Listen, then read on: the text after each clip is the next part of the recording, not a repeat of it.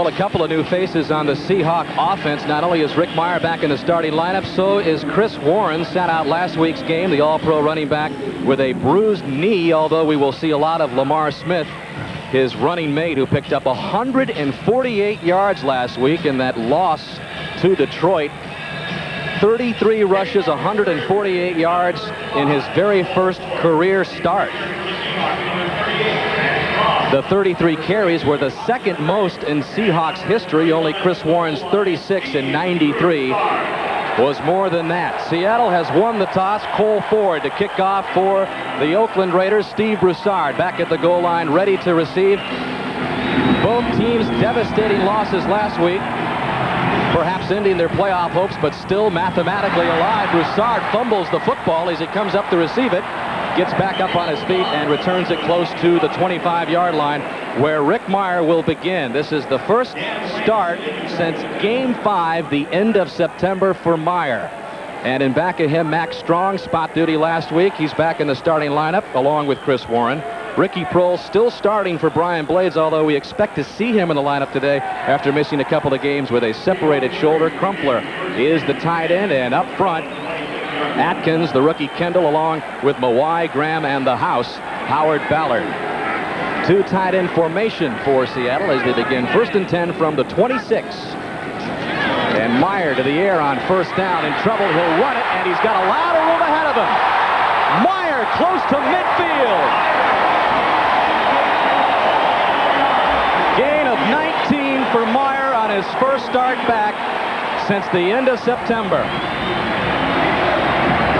This is a great way to start for a young kid. You know, they start with a script. I'm sure this was not part of the script, though. He's supposed to let that ball go down the field, but he reads it. And one of the things that Mike White told us yesterday was that Rick Mirer is much more mobile than John Freeze, and they were going to have to spy for this guy. That time they didn't get it done. One play, and already the Seahawks close to midfield. And Mirer gives to Chris Warren, and Warren gets it to the midfield stripe. As we set the Oakland Raider defense for you.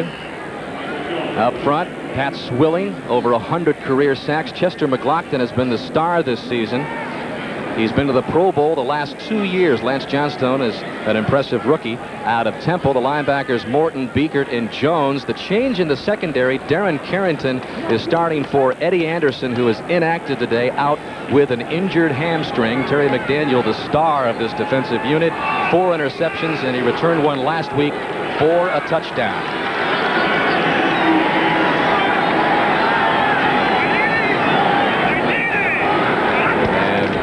Just gets it off before the play clock expires. Warren, not much room at all. So after the initial big gain by Mirer, it's been tough going for Warren, brought down by Russell Maryland. And that's 2 plays that Chris Warren doesn't look like he's running at full speed to me. Lamar Smith, we may see him a little bit as this game goes along if that continues. But, you know, when you're coming off of an injury the first time back, you're very careful. You want to measure it a little bit, and especially when you're coming back on AstroTurf inside the dome. So Warren goes to the sidelines, and the Seahawks bring in their 3rd down back, Steve Broussard, the lone setback behind Mirer on 3rd and long. And Meyer's first pass in and out of the arms of Ricky Prohl. And so the Seahawks, after the initial big gain by Mirer, will be forced to punt. Ricky Prohl is just going to run an out pattern. It's a very quick throw. The first down has to be made after the catch. Sometimes you don't throw the ball all the way down the field so that the catch creates the first down. You get in the ball and let him run for the first down. That was the case there, but just overthrown. Rick Tootin to punt, and back deep, one of the greatest punt returners in NFL history, Tim Brown, needing 3 to tie. Wyche for the most in NFL history. That's another one. Fair caught, and Brown is a little disappointed that he might have called for that fair catch. He had a chance to run it out, but the Raiders will begin when we come back at their own 15. Devastating loss last week in overtime for Mike White and the Raiders, but White reminded his team this week that the Chargers were 4-7 at this point last year and won all 5 of the remaining games to make the playoffs. Hostetler slips and falls on his first play, but gets it out to Tim Brown. And Brown is close to a first down out to the 24-yard line, brought down by Winston Moss as we set the Oakland offense for you. Napoleon Kaufman, the featured back, he along there with Derek Fenner, Brown, and Jett, the wideouts. Ricky Dudley, the rookie tight end out of Ohio State. There's a change up front for the Raiders. Pat Harlow, the former Patriot, gets the start at left tackle for the injured Robert Jenkins, out with an injured knee. So a gain of 9 for Brown on the first play for the Raiders, and now Hostetler gives it to Kaufman, and he's got the first down. Napoleon Kaufman, the former Washington Husky, as the ball came loose, but it's called down. Brought down by Terry Wooden. As we check out the front four for Seattle, very impressive all season long, especially lately, has been the play of Sam Adams and Cortez Kennedy up front. Michael Sinclair has 9 sacks, has not had one, though, in the last 3 games. The linebackers, Wooden, Wells, and the former Raider, Winston Moss. The corners are Gray and Harris. The safeties, Blackman and Williams. So 1st and 10 for the Raiders after 2 plays in their opening series of this game. 11:38 left in the first quarter. And Hostetler to the air again, looking for Brown again. This time it's incomplete. Winston Moss on the coverage of Tim Brown. It's not surprising to see him go to Tim Brown early. The last 3 times they played the Seattle Seahawks, Tim Brown's caught the ball for over 100 yards each time. This is going to be, now watch Tim Brown right up here at the corner. His shoulders are facing forward. We're going to watch that tendency. When they're facing forward, it tips the pass. A little bit of a rollout. He breaks the backfield a little bit to the right, Jeff Hostetler does. Just leads him. When you're rolling to the right, throw right at the receiver because the ball tends to flow. It's been somewhat of a mystery, Sam, this offense all season for the Raiders. As Kaufman gets the carry in a big hole for another first down. He fumbles the football, and the Seahawks have it. That is Corey Harris who recovered it after the fumble by Kaufman.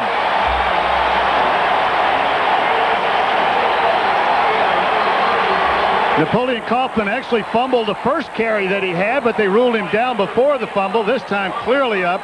Ball just going straight up the middle behind that big offensive line. See, both guards are going to pull and trap. Straight up the middle. The ball is held too far away from his body. Robert Blackman caused the fumble. First appearance by the former Pro Bowler Brian Blades in a couple of weeks. Separated his shoulder here in Seattle against Houston and has sat out the last couple of games, but he has led the Seahawks in receptions the last 3 years and 5 of the last 7. He's a big addition back in the Seattle offense this week. 1st and 10. Seahawks trying to take advantage of the Kaufman fumble set up at the 49. And Mirer gives it to Warren, and Warren this time has a hole and plunges through it up to the 43-yard line. Back to the fumble by Kaufman. Just a moment ago now, Kaufman's coming straight up the middle. You see him break through the middle right here. Now watch where he carries the ball. See how far away from his body it is? You're just asking for a fumble to happen, and Darrell Williams comes in, strips it loose. Blackman finishes him off, and Seattle has the ball. 2nd down. And 2nd and short as you take a look at Kaufman, the former Husky. There are a lot of former Huskies on this Raider team. Get into that a little bit later on. 2nd down and short. This time, play action, Mirer to the left, Joey Galloway. And Galloway dives in inside the 25-yard line for another Seattle first down. Terry McDaniel finally brought Galloway down. Galloway needs to average just 68 reception yards the last 5 games to become the 4th player in history to go 1,000 yards in his first 2 seasons. Token fake by Rick Mirer right there. The reason for that is just to hold the linebackers long enough to throw it in behind them. Good throw. This is man-to-man coverage. You can see that everybody's running one-on-one down the field. Expect to see a lot of man-to-man coverage, but always with a free safety in the middle. From the 25. Mirer to the air again, and this time Mike Pritchard can't hang on. That was a little high, but very catchable for Pritchard. Lorenzo Lynch, the safety, was out there covered. They had a mismatch right there. Rick Mirer reading the defense and going to the correct guy. Outside release, burst, and then come back up underneath him. I don't think Lorenzo Lynch is going to, or excuse me, that is Carl Kidd, excuse me. I don't think Carl Kidd is going to stay with. You know, that hit right there is the same thing that they were complaining about a week ago, and it's not anything you can complain about. That was Chester McLaughlin knifing in. Chris Warren knifing right on 2nd down and 10. Lance Johnstone, the rookie out of Temple, brings him down. There was a big controversy last week, Seattle playing Detroit, that they were getting, the quarterbacks were being tackled low. And John Tierlich, the defensive line coach of Detroit, getting criticized. And there's John Freeze right there, who's out. Suffered a broken bone in his leg as a result of getting hit low, but it wasn't intentional. As I looked at the films, I don't think those were intentional hits, and they weren't coaching to hurt anybody. They were coaching to play hard. Bizarre, though, Sam. It happened in the first quarter. He played the rest of the game before Rick Mirer finally replaced him at the beginning of the fourth quarter. And so Mirer has his opportunity down the stretch the last 5 games. On third down, Meyer's back being chased by McLaughlin, buying some time. Mirer on his feet, hurtling across inside the 20, and flags come in as Mirer is down out of bounds. McLaughlin was over there. Also, Russell Maryland was over there on the sidelines when the flags came in. You know, if that's a running back going down the sideline, I don't think they throw the flag. But a quarterback, they're going to protect him more. And McLaughlin, who the guess is personal foul, unnecessary roughness, number 97, defense. Late hit out of bounds, half the distance to the goal, first down. And it's called on Russell Maryland. Rick Mirer sets up, breaks to the right, good blocking up front in the protection aspect. Up the sideline. Now, you know, right there, he's not clearly out of bounds, and you've got, as a defender, you've got to try to stop every inch of the gain that you can. I don't think that's a penalty that should be called. It's not a cheap hit. It's not at the head. It's not low. It's right on the sideline, not clearly out of bounds, but they're going to protect the quarterback. So the former Cowboy Russell Maryland called for a big penalty, and so Seattle has it first and goal from the 8-yard line, but this is a situation that Seattle's had a lot of difficulty scoring. They were 4 times at the 7-yard line last week against Detroit and came away with only 3 field goals. Chris Warren, maybe a yard, and that is it. In fact, it's gotten so bad for Seattle, Sam, that they've called it the dead zone instead of the red zone. It has been that awful for the Seahawks trying to score and take advantage of good field position. Well, I know Dennis Erickson, you can see the expression on his face. He knows he's in that area where they have not had success. One interesting stat, they've been down here first and goal. That means inside the 10-yard line 14 times this season. They've only scored 7 touchdowns. The offensive brain thrust up, calling the plays from upstairs. 3rd worst in the NFL. Bob Bratkowski, the offensive coordinator for Erickson. 2nd down and goal from the 7. And the play action, Mirer looking to the end zone, and it's caught by Blades. But Blades quickly brought down by Mike Jones, so that'll bring up 3rd and goal. So Brian Blades finally has a reception for the first time in a long time and trying to fire up the Kingdom.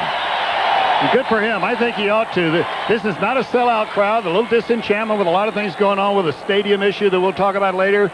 And also just the record of the ball club right here. But having Brian Blades is a boost, not only the team, but it ought to boost the fans too, sitting in here cheering for their football team. This is the down now. They've been here many times, and we've just talked about how unsuccessful they've been. You're looking at a field goal if they can't get it in on this 3rd down try. 3rd and goal from the 3. A fake to Warren. Mirer looking for someone in the end zone, just flings it out in Oscar Gray's vicinity, but he had no one open. And the Seahawks will once again have to settle for the field goal. From the 3 or the 4-yard line that time, the Raiders had 7 people in coverage, only 4 people up pushing against the quarterback. And when he broke contain, they really didn't have that. You can see how clear his view is down the field, but everybody downfield in coverage. And Mike Morton right there to knock it away at the last moment. So Todd Peterson on to attempt a short field goal. Remember, he missed the 42-yard field goal by inches as time ran out last week in the loss to Detroit. This one from just 21 yards out. And with 7:12 left in the first quarter, the Seahawks get on the board. Although they would have liked to have scored a touchdown, they lead it 3-0. Seattle helped on that series by the penalty against Russell Maryland. And Sam, there has been some inconsistencies from the officiating this year. Well, I just think it's a reaction by Jerry Seaman, head of officials with the league office, because Rick Mirer was running down the sideline. He didn't jump out of bounds to his right. He jumped forward, crossing the out of bounds line. And Maryland had to do his job. And let's go ahead and finish the playoff. Well, Napoleon Kaufman, who coughed it up a little bit earlier, back deep for the Raiders from the 5, taking Peterson's kick across the 20. And spinning his way close to the 30-yard line, brought down by Philip Daniels. So let's take our first scoring update and head to New York and Greg Gumbel. Greg? All right, Dan, at Baltimore, a Vinny Testaverde fumble set up Jacksonville's chance from 7 yards out. Mark Brunell to Willie Jackson, 25-23, and then Brunell on the rollout will find the end zone himself for the 2-point conversion. They're tied at 25. Baltimore driving under a minute remaining in the game. Dan. All right, Greg, exciting one there, just underway here in Seattle, midway through the first quarter. The Raiders on their second offensive series, and down goes Hostetler in trouble at the 20.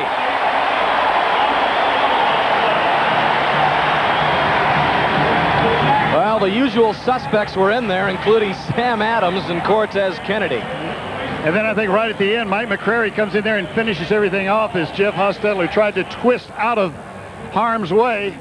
You can see the pressure right there by Cortez Kennedy initially, and there comes McCrary in to finish it off. Just a surge from the defensive line. That's a big offensive line that they're pushing too. Adams and Kennedy have been a force, especially the last month or two. Play action for Hostetler this time, far side of the field. James Jett is nailed by Corey Harris. Corey Harris just timed up the hit. That one really very close to a fumble, because if possession is held in both hands and both feet are on the ground, it should be a possession. Let's see if we can see what happens. There's the catch, and both feet are down. That should be a fumble. He doesn't have to bring it into his body. I don't know if it was clear he had control. Let's take another look. There, maybe not. You're right. He second grabbed that ball. Official is correct. 3rd down and 20.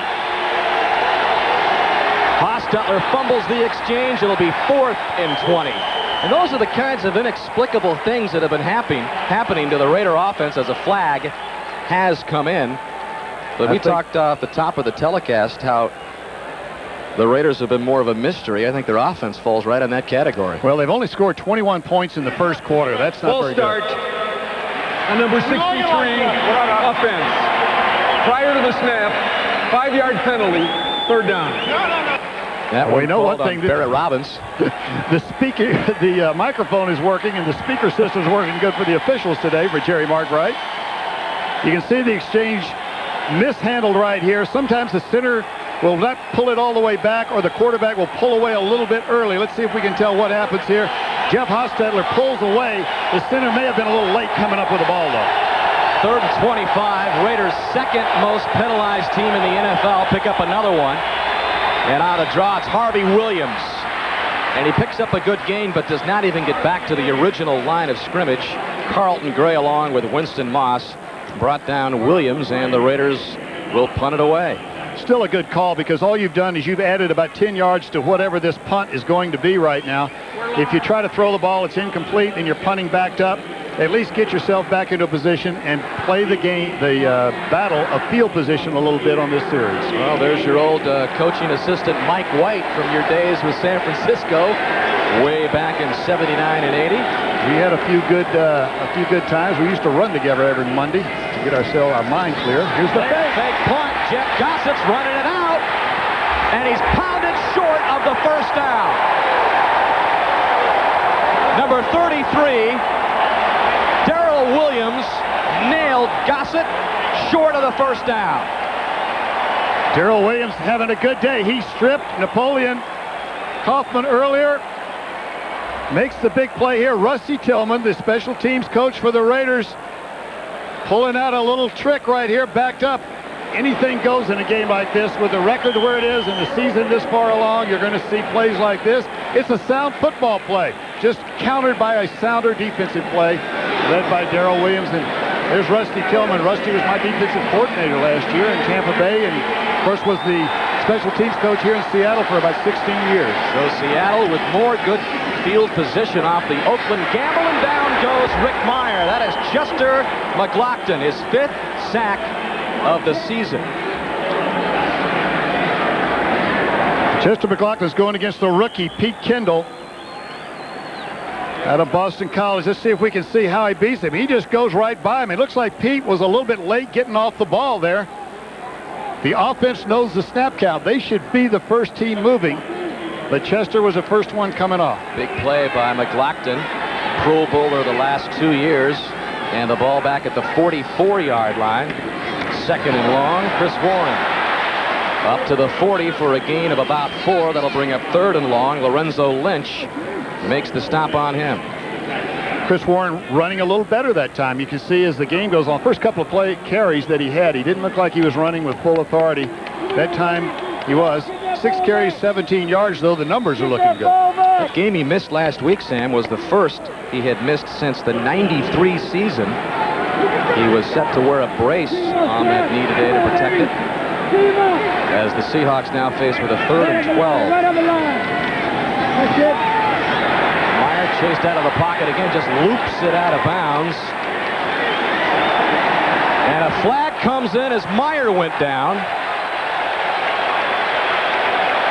Lorenzo Lynch, the safety, blitzed on that play, forcing Rick Mirer out of the pocket, but Jerry Markbright may be ruling that he wasn't clearly out of the tackle-to-tackle pocket. And if he throws it away and he's inside that area, the quarterback was out of the pocket. There is no grounding on the play. The quarterback was out of the pocket.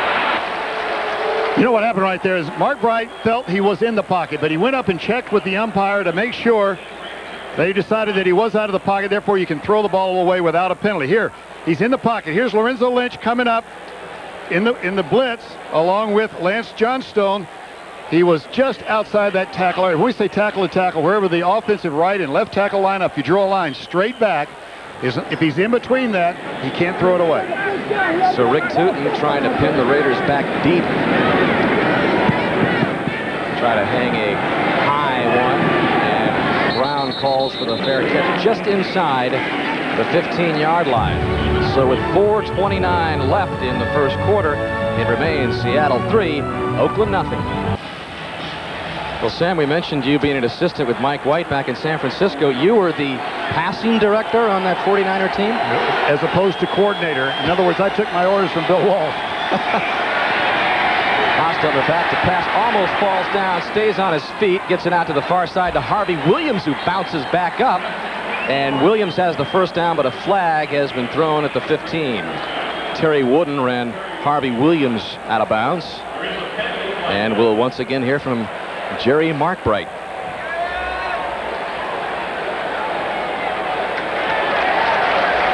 And another penalty against the Raiders. Illegal forward pass.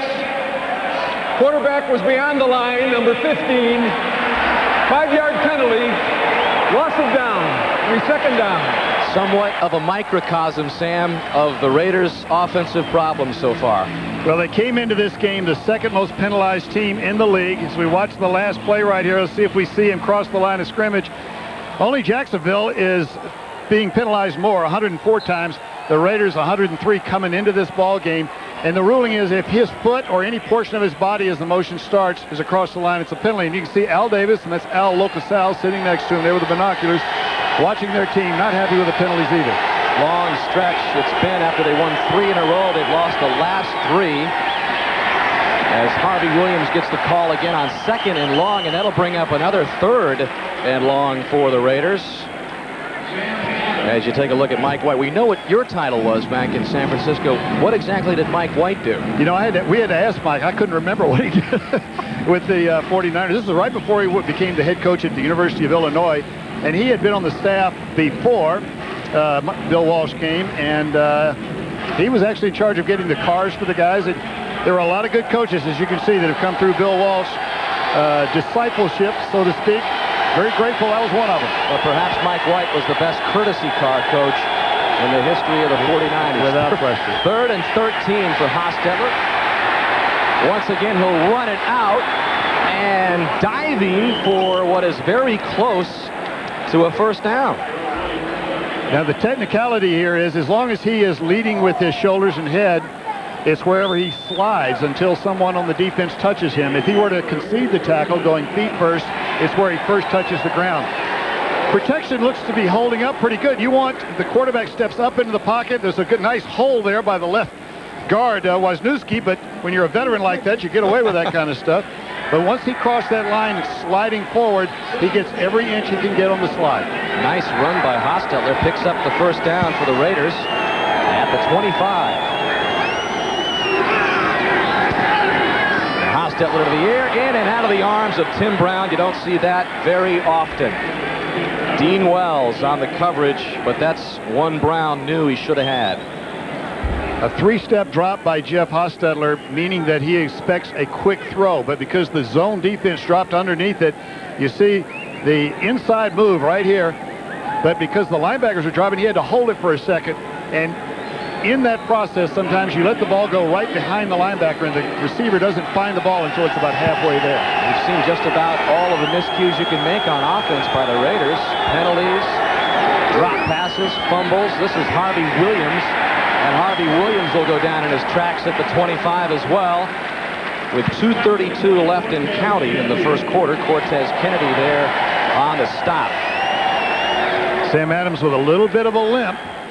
His dad, Sam Sr., back in Houston, is watching every move he's making. Sam, we're going to keep you updated on whether Sam Jr. is coming off the ball like you want him to. We'll talk about that in the story a little bit later on. He is the biggest critic that Sam Jr. has ever had in his entire football career. Sam, in fact, says he's got to take notes back in Houston because he remembers so many things that I do wrong. 3rd down and 10 now for Hostetler. Guns it over the middle, and this time Tim Brown hangs on for a first down. Corey Harris finally brought him down, but that is what Tim Brown can do on those slants across the middle. You know, the big-time players in any business, big-time performers in business or in sports business, they may make a mistake, as Tim Brown did on the previous play, but he comes right back and catches one thrown slightly behind him, never breaks stride, just bends his hands and turns his hip and makes the catch. Sam Adams on the last snap was up in the backfield up there, but not before Jeff Hostetler could get that ball off. 1st and 10 for Oakland. Just across the 47, Kaufman left side. And run out of bounds. Napoleon Kaufman averaging 5.5 yards per carry. He's actually tied with his teammate Joe Aska for 2nd in the AFC. As you take a look at some of the other scores, Denver with a big comeback win over Minnesota. San Francisco, overtime winner over the Redskins.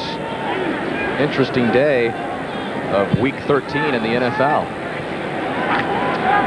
Joe Nash has made his appearance. The longtime Seattle Seahawk. 214th game, extending his team record.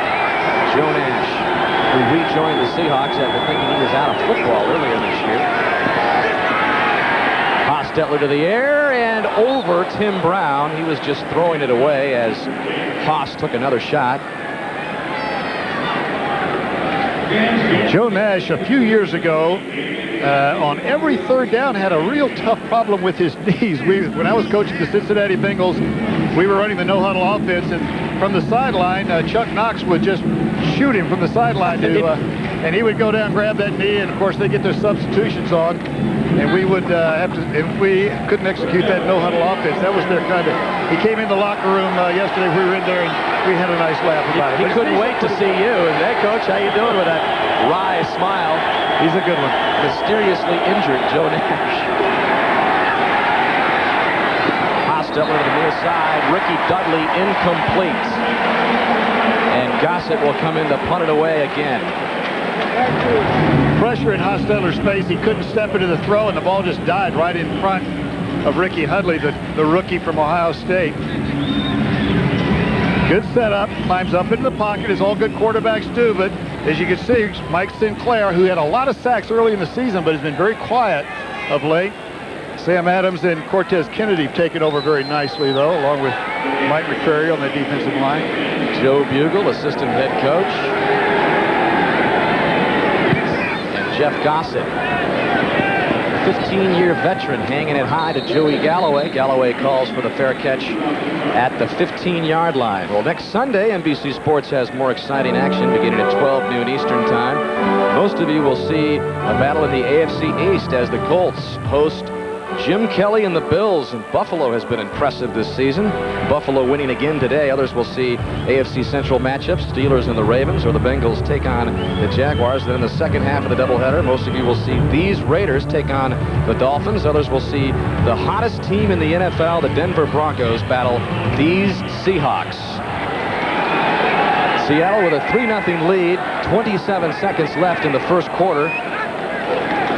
As they begin this drive deep in their own territory, Chris Warren bringing some Raiders close to the 20-yard line. And that should be the final play of the opening quarter. Well, last week against Minnesota, the run defense of the Raiders was exposed a little bit. 182 yards gained against them, and that was by a team, Minnesota, that had only gained 74 yards in the 3 previous games combined. Previous week to that, they gave up a lot of yards against a Tampa Bay team that was having a tough time running. Into the first in Seattle, the Seahawks up 3-0. We talked about the tough losses for the Raiders. Dennis Erickson told us that loss on the missed field goal in the waning seconds against Detroit last week, the toughest he has ever been associated with. You know, what made it really tough was they were riding a 3-game winning streak. And coming into this ball game, I had to remind him, hey, you won 3 of the last 4. But it hurts as a coach. That was Todd Peterson who missed on a 42-yard attempt that would have won it against the Lions. Seahawks begin with a big gain by Warren. Warren marked out of bounds across the 40. Lewis and Carrington finally ran him out of bounds, but the Seahawks, one thing that has been consistent is the way they've been running the football. Huge game by Lamar Smith last week, and a big game by Warren there at 21. Hicks on the backside right here. This is Pete Kendall coming around, trying to clean up, but everything is outside. There's really no contain. If you are the in man on the line of scrimmage for the Oakland Raiders, you can't get hooked. That time they did. 8 carries, 43 yards for Warren, who has 4 straight seasons of 1,000 yards or more rushing. He will fall short of that this season as he came into the game with just over 500 yards, but a timeout on the field called by the Oakland Raiders just seconds into the second.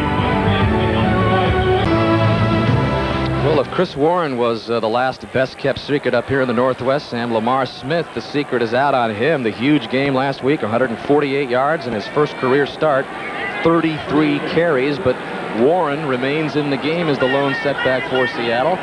1st and 10 from the 41.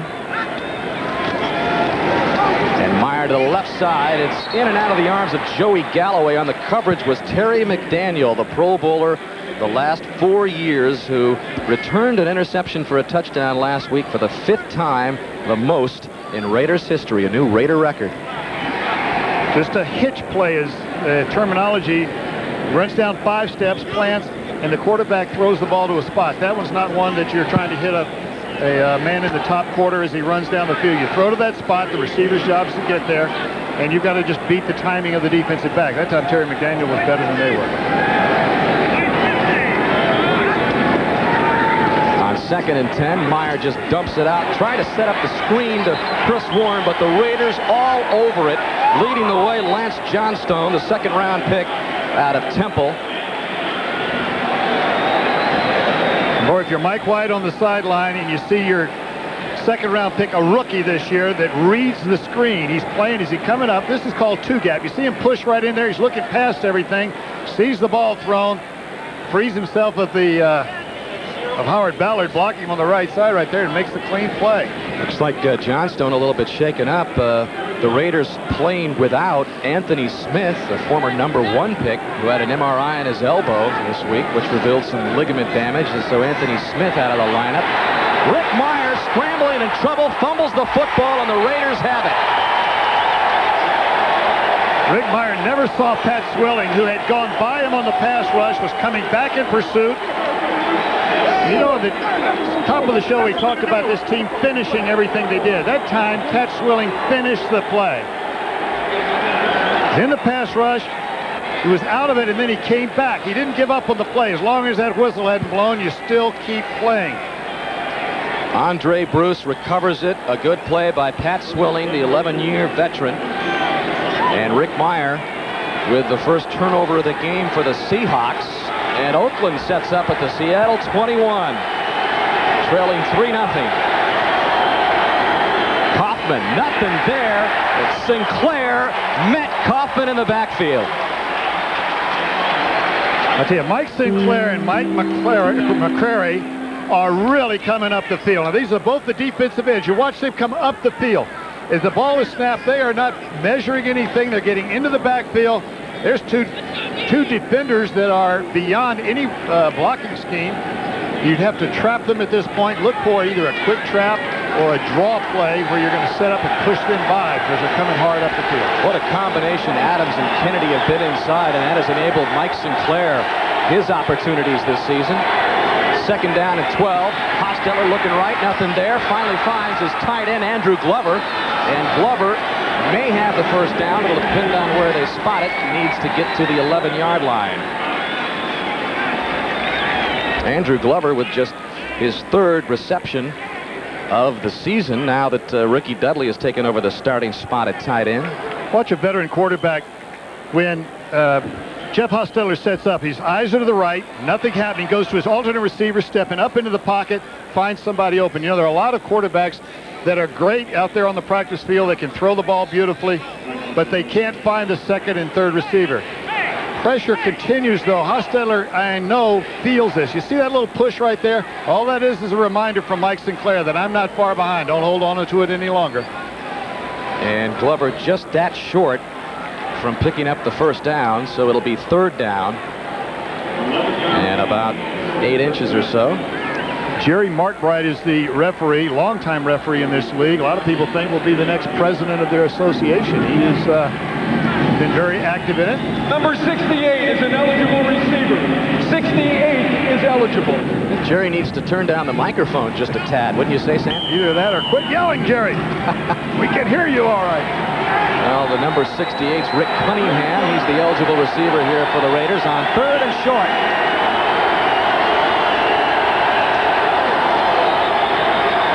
And the give is to Derek Fenner.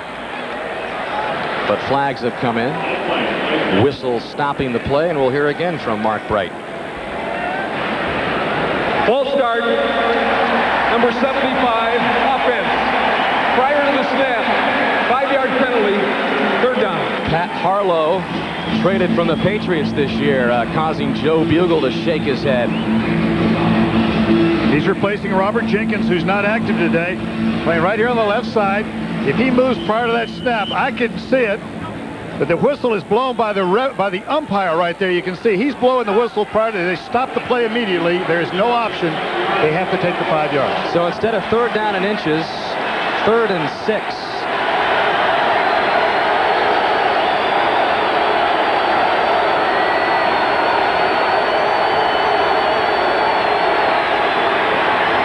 Hostetler hangs in again, gets it out to James Jett, who jets his way in for the touchdown. Seattle blitzed, man-to-man coverage, the crossing pattern. Once you get one step on him with a lead throw that doesn't slow the crossing pattern down, tough to defend in man coverage. And remember, the Raiders taking advantage of that Rick Mirer fumble for this scoring opportunity. Watch the pattern develop across right to left. Two guys running, one actually clearing out, making a key block behind that is number 81, Tim Brown, and jets it on in. He won the NFL's fastest man competition this year, so even if you have a chance of catching him, chances are you're just going to see number 82, and that's it. Off to the races. Cole Ford adds the extra point for Oakland. And Haas and the Raiders have the first touchdown of the game. Take the 7-3 lead with 11:51. So the Raiders take advantage of the Rick Mirer fumble. 17-yard touchdown reception by James Jett, his fourth of the season. So it only took 3 plays and just under 2 minutes for Oakland to get in. Second quarter has been the Raiders' big quarter. They had 94 points coming in, now 101. Cole Ford kicking off. Steve Broussard waiting a high kick from the 3. A flag comes in as Broussard dances his way out of bounds across the 25. Dan Land, the special teams player who chased Broussard out. Jerry Markbright, a busy referee so far today. The flag is laying on the 16-yard line. That's a tough spot because the mark is from the 16. The penalty will be marked off from that point of the penalty, not from where the play finished well up the field. Raiders have been highly penalized this year, but so have the Seahawks. Personal foul, low block on number 23 kicking team. 15th-yard penalty from the end of the run and first down. Lamar Lyons. It goes the other way. Lamar Lyons just signed by the Raiders. You cannot hit below the waist. Either team cannot hit below the waist on a change of possession play. Right in the middle of the screen right there, you can see it. Run it back if we can, and I'll try to circle that one for you. Right here, he's going to hit below the waist. Neither side of the ball can hit below the waist on a change of possession. That would be a punt or kickoff, a fumble recovery, an interception. Anytime the ball changes possession, you've got to hit your opponent above the waist. Look at the yards and penalties already by Oakland. They came into this ball game with 103 penalties for 819 yards. That has been a sore point for Al Davis and the Raiders all season again, and it has been for many, many years. As the Seahawks take advantage of a huge penalty and now at the 42-yard line. Chris Warren up the middle for another big gain up to the 49-yard line. Mike Morton brings him down, but Mike Wyche very frustrated with the penalty, Sam, as they continue, and he says, well, maybe in the years when the Raiders had all the mystique around them, there was more aggressive penalties. He describes his team really as just committing stupid penalties. Well, yeah, he said there are two kinds, aggressive and ignorant penalties. And these, in the past, really, the Raiders have been noted for their aggressive penalties, which you can live with a little more. Not this kind, though. Two tight ends on 2nd down and 4. Warren again, very close to another first down. Russell Maryland on the stop for Oakland. Dennis Erickson told us that Chris Warren would start practice this week. Lamar Smith, even though he had such a tremendous game last week, would play some, but there was no plan to put him in for a series or a quarter or anything like that. That's a tough decision for a coach when you've got two players playing well, and Steve Broussard, who's a 3rd down back, also a good runner as well as a catcher out of the backfield. Well, Warren just short of the first down, so 3rd down and less than a yard.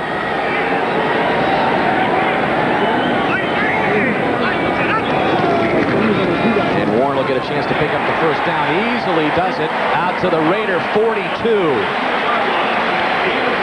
Well, let's get another scoring update from New York and head to the studios with Greg Gumbel. All right, Dan, it is finally over in Baltimore. An Ernest Mirer fumble gives the Jaguars this chance. Mike Hollis from 34 yards out at 5:56 of overtime ends it. Jacksonville 28, the Baltimore Ravens 25. Dan? Okay, Greg, thank you very much. The Raiders on top of Seattle 7-3, 9:45 left in the first half. Rick Mirer and a quarterback for John Freeze looking for Joey Galloway. There was some pushing off by Terry McDaniel, and I believe McDaniel will be called for the pass interference.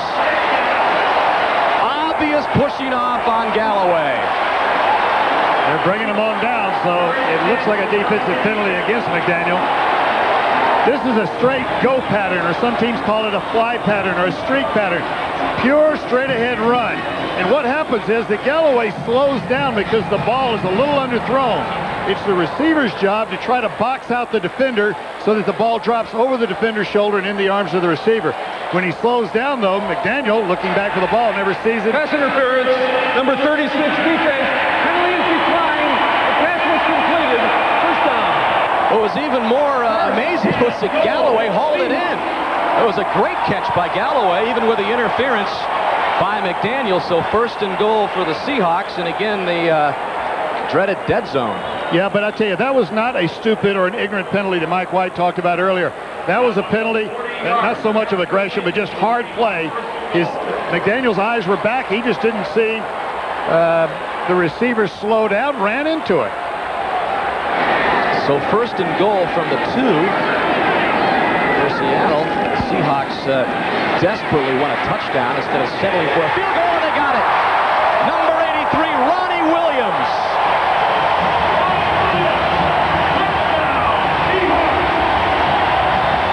His 2nd career reception and his 1st career touchdown.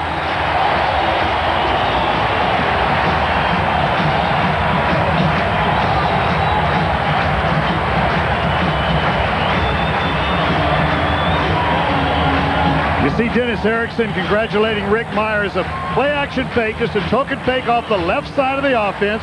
roll to the right, basic fundamental goal line play. One receiver in the flat, and Williams deep in the corner for the touchdown. And that touchdown set up by the big gain to Joey Galloway as the Seahawks get their first touchdown of the game. It comes with 9:13 left in the opening half, and Seattle regains the lead, 10-7. Seahawks scoring drive set up by the big Rick Mirer to Joey Galloway, 40-yard reception, and this is sweet relief for Rick Mirer, benched after a 1-4 start in favor of John Freeze. Freeze a fractured leg, and Mirer getting the start today. Napoleon Kaufman returning the Peterson kick. Another good return by Kaufman. Flags come in at the 40-yard line as Kaufman goes down. Fred Thomas brought Kaufman down. Looked like there might have been a face mask right at the very end of that run. Records go out the window when these two teams play. We're in for a very, very good football game. I already have a good football game going, but it doesn't matter whether you're in or out of the playoffs. Personal foul, face mask, number 24 of the kicking team, 15-yard penalty, first down. Selwyn Jones called for the face mask, Sam, you're right. One of the better special teams players for the Seahawks, just reaching up. That's not an intentional one. You're reaching up to grab anything you can, and you happen to catch that face mask, let it go. Wasn't in one that was trying to hurt anybody, certainly. Fred Thomas, who made the tackle, is the injured Seahawk down on the play. While we have a chance, let's take a look at what set up the Ronnie Williams touchdown reception. That was a big play from Mirer to Joey Galloway down the sidelines. Galloway straight up the field, didn't waste any time, just running hard. This is a play you practice even back in training camp. He gears down so that he can box out the defender, Terry McDaniel, and in doing so, they bump. The official calls a flag. Then on the next play, Rick Mirer, after the token fake, throws the touchdown. Now watch his reaction right here. This is a quarterback, very unselfish player that knows he's not going to be here next year. They've already been through so much this year with him, not only being benched, which is tough on anybody, a competitor, but then hearing the rumors of Jeff George being the new quarterback, and then Jeff George ultimately turning that offer down. A new contract given to John Freeze, a 2-year extension at $4.2 million worth. That certainly wrote everything out clear to Rick Mirer. He's still playing hard these last 5 games. Yeah, we had a frank conversation with Rick, and he said, no, I wasn't happy about the way I was taken out of the starting lineup last year in Dennis Erickson's first year, as you take a look at Harvey Williams. But you're right. I think for the first time in a long time, Sam, Rick Mirer finally feels comfortable. Last year, when he was taken out of the starting lineup, he said that he always felt that he was looking over his shoulder, getting ready to be replaced. He was forcing things, and now he says it's a much different situation. With 5 games left, I can play a little freer, a little looser down the way. Well, you know, you can't play with somebody warming up in the bullpen all the time. You're not going to, as he put it, let it fly. You've got to let that ball fly. Take a chance every now and then, as long as it's a calculated chance. In the meantime, John Freeze out for the season, watching from the sidelines. Play action for Hostetler on 2nd down and 9, and Hostetler will run out of bounds short of the first down. Carlton Gray, the corner, ran Haas out. And that time on the fake to the left, the ball was faked to the left. The Hostetler rolls to the right. Mike Sinclair never found the ball. He had contain on the outside right here, but the quarterback is going to go to the right. Now watch right here. Watch the defense. See Sinclair, he's looking inside, looking inside, looking inside. Never found the football. Hostetler all the way outside, and of course he steps out of bounds for a nice gain. There's always a person in charge of contain, responsible for reverses, bootlegs. That time, Mike Sinclair, who's done a good job of coming up the field, didn't do his job on the on containment. Sam Adams leaving the field. He was on the ground for several seconds, Sam. Now finally up under his own power. We can pass the word along to Sam Sr. Watching in Houston. He did Houston. come off the ball on that one, though. That's right. So Joe Nash, number 72,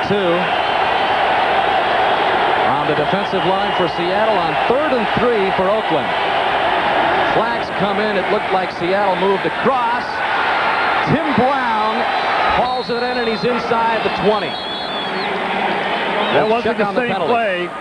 but it was the same pattern that they scored on with James Jett earlier. This time it goes to Tim Brown. Looks like he might have twisted an ankle at the end of that on the top. Offside, number 70, defense, penalty decline, first down. So the big gain by Brown will stand on the penalty by the Seahawks, Sinclair. Again, they caught the Oakland Raiders, caught Seattle in a man-to-man coverage. You're going to see that as the quarterback drops back, he's looking for crossing patterns, and he's looking for linebackers to disappear. See that linebacker disappear right in the middle. As soon as he sees that, it's pure man coverage down the field. That's his read. 20-yard gain by Brown stands. 3 catches for 52 yards for him. Hostetler, the pocket finally collapses. Michael McCrary, along with Sinclair, were in there. And that's just a case where Haas just needed to get rid of the football, and that enabled Seattle plenty of time to bring him down. Well, the pass rush is going to win some of the battles. The protection really is good if the ball is thrown on time, but anytime you go to a secondary or a third receiver, then you're relying on extra effort from that offensive line. Sometimes that extra effort, even if it's made, isn't going to hold out a good defensive line like Seattle has. Michael McCrary has been playing outstanding defense down the stretch of the season for Seattle as well. He gets the sack there. Harvey Williams with the call. And that'll bring up third down and long again for Oakland. Cortez Kennedy on the stop. You mentioned how deep Seattle is with running backs. Oakland certainly has its share. They're trying to share the football as well. Harvey Williams, who signed as a free agent over from Kansas City a couple of years ago, once carries, and so does Kaufman. And there's Joe Aska, an outstanding second-year man out of Central Oklahoma, who Joe Bugle has to find some time for as well. You saw Joe Bugle, the offensive line coach, and the running coach. He's the guy that designs all those runs.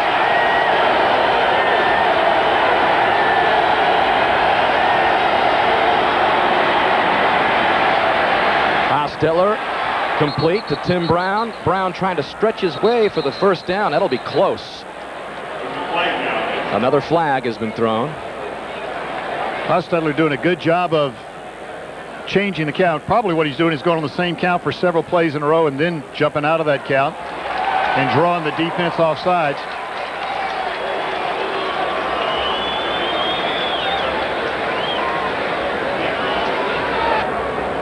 When the quarterback wants to draw somebody off sides, what he does is he goes quickly with 2 counts, hut, hut, and then the next hut he throws his voice up a little bit, and just the sound of it will stimulate the reaction.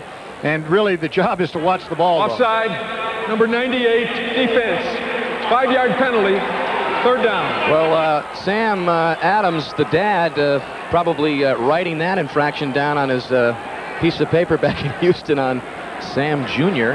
Well, he doesn't take notes. He just remembers all these things. His dad, Sam Adams, is the guy number that knows. 68 is an eligible receiver.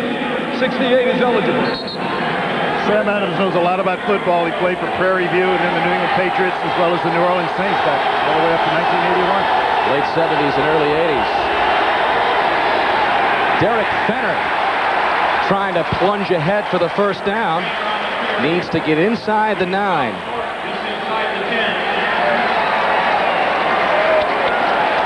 Decision time on the road. He's short. Last week, Mike Wyche made the decision on 4th down to go for these distances. Tim Brown coming into the game, and they're going for it on 4th down in a long yard, or almost 2 yards this time. What do you think of this call right here, Sam? Oh, I think in this situation, you're fine. Your team needs a little something from the coach to say, I believe you can do it. It is a long one. They barely get the play off. Hostetler to throw. Complete at the 5-yard line to Tim Brown.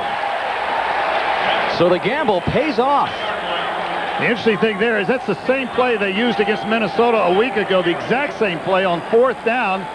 I'm sure Seattle practiced against that situation. The Raiders made it work anyway. Execution will win the battle of strategy every time. Token fake to try to hold people inside and then just drill the ball. The receiver 68 is eligible. 68 is eligible.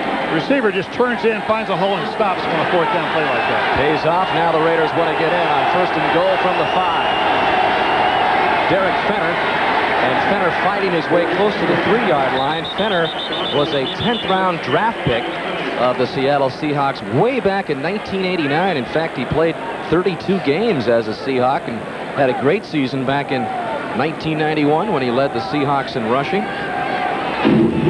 I've always thought he was a running back that could be special in this league. The last couple of plays, Rick Cunningham, who's an offensive tackle, is lined up as a tight end. They've only got two, Dudley and Glover, two tight ends active. So when they go to a three tight end set, Cunningham becomes the third tight end. Second and goal. Hostetler to the end zone. Touchdown. And it is Rick Cunningham.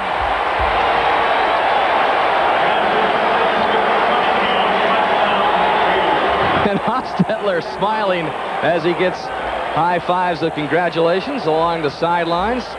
Well, it was no secret. Jerry Markbright's announced his name about 3 or 4 times. That's right. In fact, before this play is the first time he did not announce. And you see the token fake. Rick Cunningham just slides out and turns to the outside. And this is one of those deals where now all week long next week they're going to have to put up with Rick Cunningham explaining exactly how he got that quick release, made the sharp move to the outside, found the ball, tucked it in, slam dunked it in the end zone.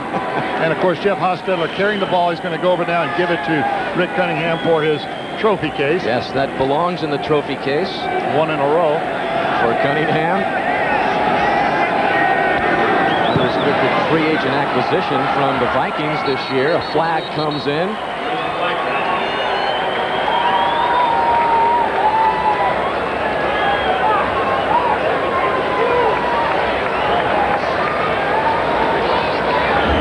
Will be declined as Cole Ford hammered it through. Yeah, that looks like a tight end to me. The point is good. Offside, number 30, defense. Penalty will be enforced. 5 yards on the kickoff. Timeout.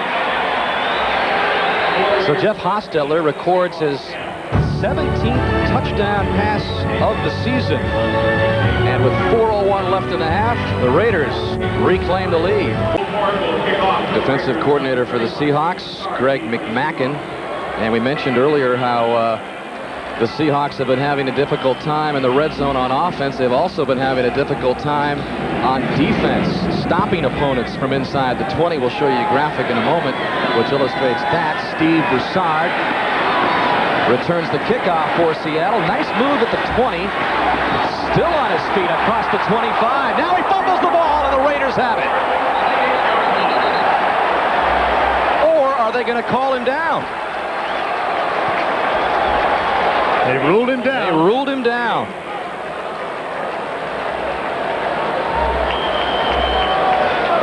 It'll be interesting to take a look at this. Let's just look at the replay to see it. I don't want to make the call either. Here's the run, the second effort. The ball is down. He is down. Good call by the officials. That is a good call. Right on top of it. Broussard runs like a guy that never accepts a tackle. He never concedes being tackled. Coming out of college, I always thought that this guy would be a great return guy as well as a back out of the backfield, which is exactly how Seattle is using him. Outstanding college player at Washington State. What a ball game the Huskies and the Cougars played yesterday, with Washington winning in overtime over Washington State. Well, there is McMackin, the defensive coordinator. We promised the graphic, and here to illustrate it is Sam Wyche.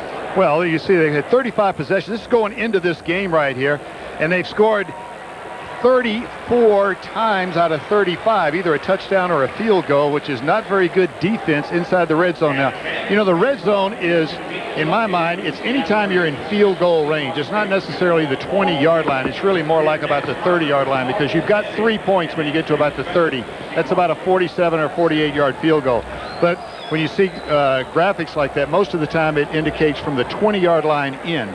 But when you are talking to coaches and they say red zone, they're talking about where their field goal kicker is accurate on in, and that's usually around the 30, 32, 33-yard line. But you know what I was most impressed with there was your arithmetic, Sam. Yeah. Just off the top of your head, adding up those two numbers At the calculator to come up with a total.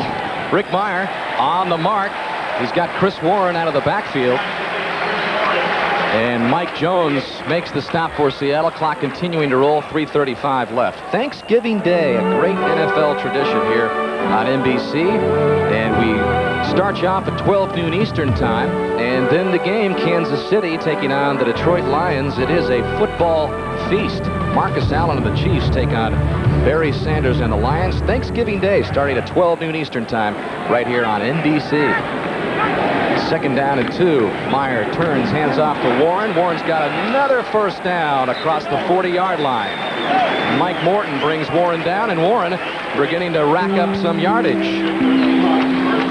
About 3 minutes to go in the half. The Seahawks are not in their full 2-minute mode right here. They've got 3 timeouts, so they've got plenty of time to move down the field, and they don't want to get in there and score too quickly and give a 2-minute situation back to the Raiders.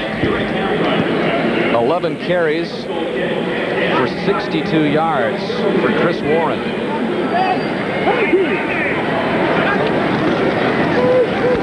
Play action by Mirer near sidelines. He wanted Brian Blades. Incomplete. Albert Lewis on the coverage. Strong safety Lorenzo Lynch blitzed that time. He actually tipped it. He was looking for a quick count from Rick Mirer, and Rick went on a little bit longer count, so he tipped it. But you can see coming from over here, you'll see 43. Here he comes. He's going to blitz. Now, quarterbacks try, if possible, always throw in the direction of the blitz. If the blitz is coming from your right, throw to your right, because you know there's no underneath help, and it's one-on-one behind you. Another ball bounced out on the field. Some guys warming up on the sideline, let one get away from them.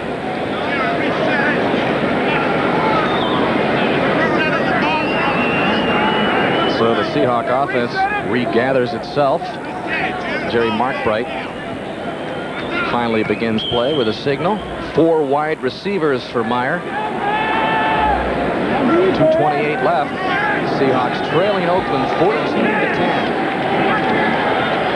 Quick drop by Mirer. He's got Ricky Prohl. Prohl brought down at the 45-yard line. Clock continuing to roll.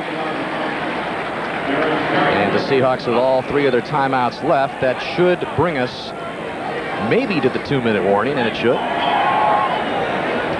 Kevin Wyche and Pat Swilling have a little shoving match at the end right there, but it's going to kick down with 2:05 left. They're not going to get this one off before the 2-minute warning. 2-minute warning in Seattle. The Raiders, 2-minute warning. with a big second quarter, have taken over the lead by 4. 11-1. Right? 14, 15 seconds left to go in the game, and the Cavaliers wins it there. Should be a good highlight coming up at halftime on the Domino's Pizza NFL and NBC halftime report. Seahawks 3rd and 5 from the 45 with all 3 of their timeouts left. That was Mike Pritchard who tried to make a one-handed stab at the football. Carl Kidd spun him around. The ball was thrown behind the receiver, but Rick Mirer had no chance on that one to wait on anything else happening. You see the setup. He tries to slip outside to give every intention of going up the field and then jumping back underneath. Pritchard just couldn't reach back far enough, and that's why Mirer was getting all kinds of pressure, couldn't get the ball on target. So the Seahawks forced to punt with 1:56 left. Rick Tootin booms one. But really, it ends up going too far. He wanted to try and pin them back inside the 20, so Tootin's punt a little bit too much leg, as Oakland will come back and begin 1st and 10 at the 20 with 1:45 remaining in the opening half. Oakland with a 14-10 lead. Seattle with a 21-yard field goal in the first quarter to take a 3-0 lead. James Jett, 17-yard touchdown catch from Jeff Hostetler to make it 7-3. Seattle came back as Mirer hit Ronnie Williams for a score to make it 10-7, and then Rick Cunningham with a surprising touchdown catch for Oakland, which brings us to the 14-10 score as the Raiders try to snap a dismal 3-game losing streak. They certainly haven't let up, and this is not what Seattle wanted to do. They've left them 1:45 and 2 timeouts for Raiders. Hostetler goes to work, first finding James Jett. Jett brought down quickly at the 25-yard line by Corey Harris. The Raiders burn one of their timeouts and stops the clock with 1:37. I think this is a flag. I don't believe this is a timeout. It's a personal foul. Looked like he was signaling timeout, but it's a personal foul signal. Personal foul, illegal chop block, number 66, offense. Half the distance to the goal, first down. Kevin Gogan. And now the strategy changes a little bit. Now the Seattle Seahawks have number 66 right here. Let's see. The chop block, meaning that he sets up and then comes back engaged. You see that as long as a defender is engaged by one man, he can't be hit low by another, and that's what Kevin Gogan did. 6 penalties, 48 yards for the Raiders. First and 20. Draw. Kaufman. Dragged down across the 20-yard line by Carlton Gray. Good call. They're in a 2-minute situation. Pass rush by the Seattle Seahawks.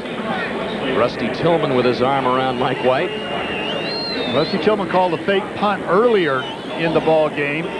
Maybe discussing whether they'd want to do it again here with maybe seconds to go in the half if it comes to that. Rusty Tillman, really the guru of special teams coaches around the league for years and years, was a special teams coach here in Seattle for about 16 years and thought of as one of the best. Second down and 8, under a minute left. Long count by Hostetler. Napoleon Kaufman again right side, turning the corner upfield across the 25. Jay Bellamy on the stop, and the clock is stopped with 44 seconds remaining.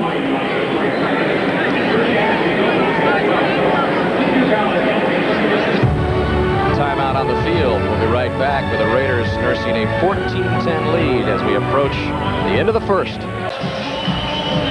Seattle trailing Oakland 14-10. If the Seahawks had won last week's game, it would have been their first 4-game winning streak in 10 seasons. Instead, it ended in a 17-16 loss to the Detroit Lions. Rick Mirer played the fourth quarter of that game, did a pretty good job in relief of John Freese, but a tough loss for Dennis Erickson as the Seahawks, with a win, would have pulled to above 500 for the first time in Dennis Erickson's tenure here in Seattle.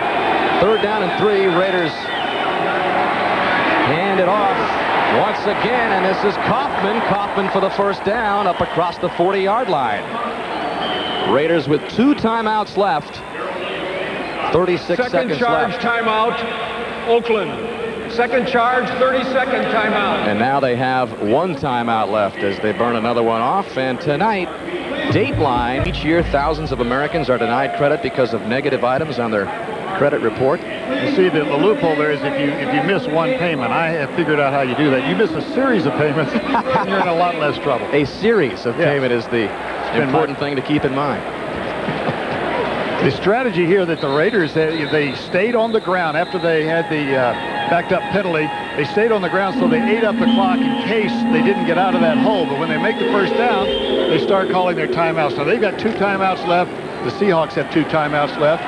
Now they'll be up and put the ball up in the air again. Kaufman on this drive, 3 carries for 31 yards. He's got 56 yards in the ball game.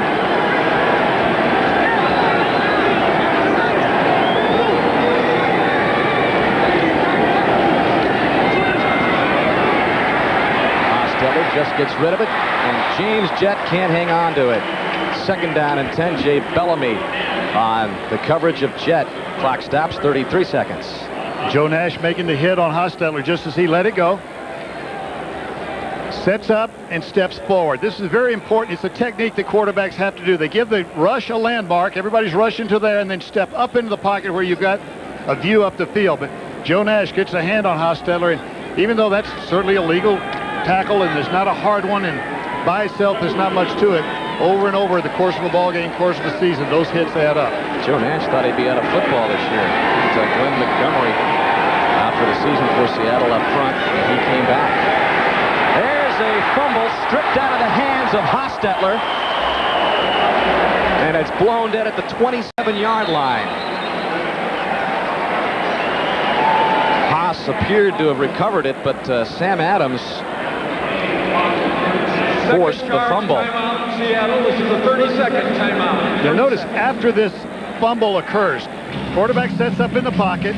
Ball is stripped loose by Sam Adams. Now watch Sam Adams grab him. Hold him. That's not holding. That's okay as long as you're both making an effort to go towards the football. Quarterback had the ball back, ready to release the ball. You see Sam Adams grabbing the jersey of Jeff Hostetler, trying to prevent him from getting there.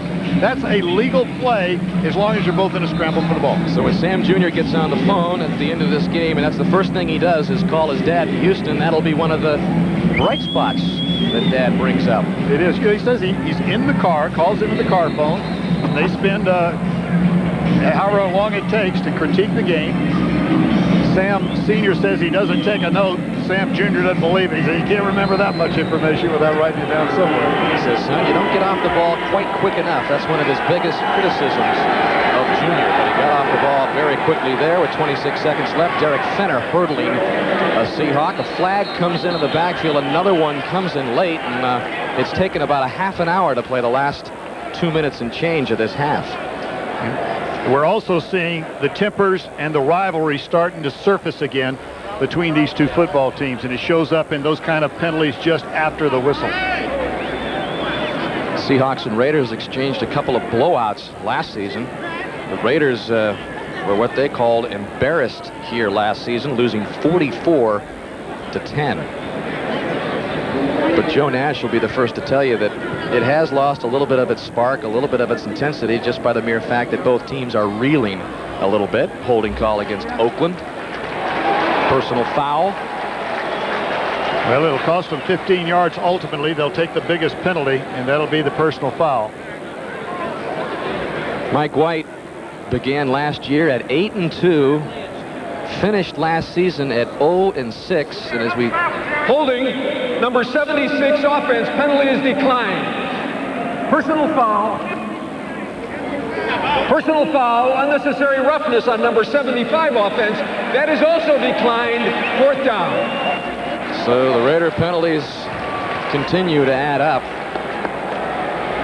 frustrating Wyche even further. Pat Harlow, after the play is over with, coming in and hitting Selwyn Jones. The ruling was that the whistle had blown. There was time enough for everybody to gear down and not to deliver a blow like that. What I see is a second effort play by Pat Harlow trying to finish off the play, something that coaches preach. Well, that is Billy Joe Hobart back to punt, or Willie. Billy Joe Hobart, the backup quarterback, sending this punt angling to the left side. So maybe Oakland just trying to confuse Seattle there and give them something to think about. Rusty Tillman. Well, I'll tell you what could be happening here, and I wouldn't put anything past Rusty Tillman. He may be setting up something for the second half. Now you've got your quarterback in there as a punter. He punts the ball. Well, Gossett has left the field. We don't know if he's injured. We might have gotten hurt on the plan, though. You never know, right? He may have gotten hurt on the fake, but he also, I wouldn't put it past setting up, orchestrating the whole thing, setting the whole thing up so that the quarterback has to go in there and punt. And then in the second half, when he lines up, you're not quite looking for the fake as much. So this whole injury. thing just could be a setup. Gossett leaving the field. It could be a frame-up. Getting set up. Be careful. For a sting later on in the second half, maybe. 14 seconds left. And the Seahawks probably just happy to run this first half out. Steve Broussard gets the carry. And that should be the final play of the first half. It'll be Mike Wyche and the Oakland Raiders who will take a 14-10 lead over Dennis Erickson and the Seahawks as we send you to New York at the Domino's Pizza NFL on NBC Halftime Report. This is the Domino's Pizza NFL on NBC Halftime Report, brought to you by Domino's Pizza. For hot and wow, call Domino's. Now. And welcome back to our studios in New York, everyone. Along with Joe Gibbs, Mike Ditka, and Chris Collinsworth, I'm Greg Gumbel. The scores and highlights, starting at the game that you are watching. The Raiders are leading the Seattle Seahawks by a score of 14-10 at halftime. The Raiders, losers of 3 straight. If there is ever a game that they needed in Oakland, it's this one. Yeah, and also Mike Wyche needs this game. Let's face it, there's going to be a lot of pressure on him. Joe Bugle sitting there in the wings last week at that game, 41,000, their smallest crowd since 1968. Very important game for Mike Wyche here. All right, at the Meadowlands, the Dallas Cowboys and the New York Giants, 13-3 Giants in the third. 13-3, Giants in the third. What's going on? Who would have thunk it? If you want to get yourself in trouble, turn the ball over. Good football teams, it doesn't matter how good you are, you turn it over. They have 2 turnovers that have led to 10 points. And the second thing with Dallas, when they don't get Emmett going, it looks like the Giants right now are doing a fantastic job on the run, and basically 9 carries for 20 yards. They're not rushing, turn the ball over. That is a recipe for a loss. Well, you look at the last about 8 games the Giants have played. Really, they've been in the game. They played the one bad game against Arizona where they gave up a lot of points. Their defense, Mike Nolan's done a great job with them all year. They're a very aggressive defense. I think they're getting the most out of their talent of any team in the league right now. All right, Mike, one other game. The Philadelphia Eagles trying to snap a 2-game losing streak in the desert. The Cardinals lead it at halftime, 13-10. We'll bring you scores and highlights of the early games right after a word from the NFL and these messages from your local station.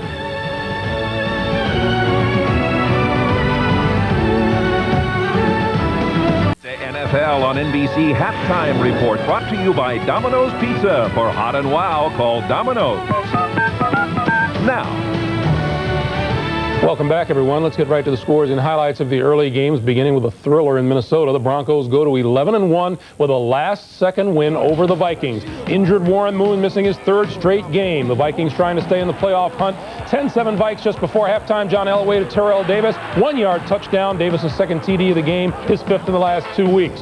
14-10 Denver in the 3rd. Brad Johnson, 2 TD passes, including this one to Chris Carter. What a catch to stay in bounds. Vikings lead 17-14. Under a minute to play. Another 4th quarter comeback for Elway. His pass is batted into the air. A couple of Vikings go for it, but Ed McCaffrey grabs it for the 5-yard touchdown.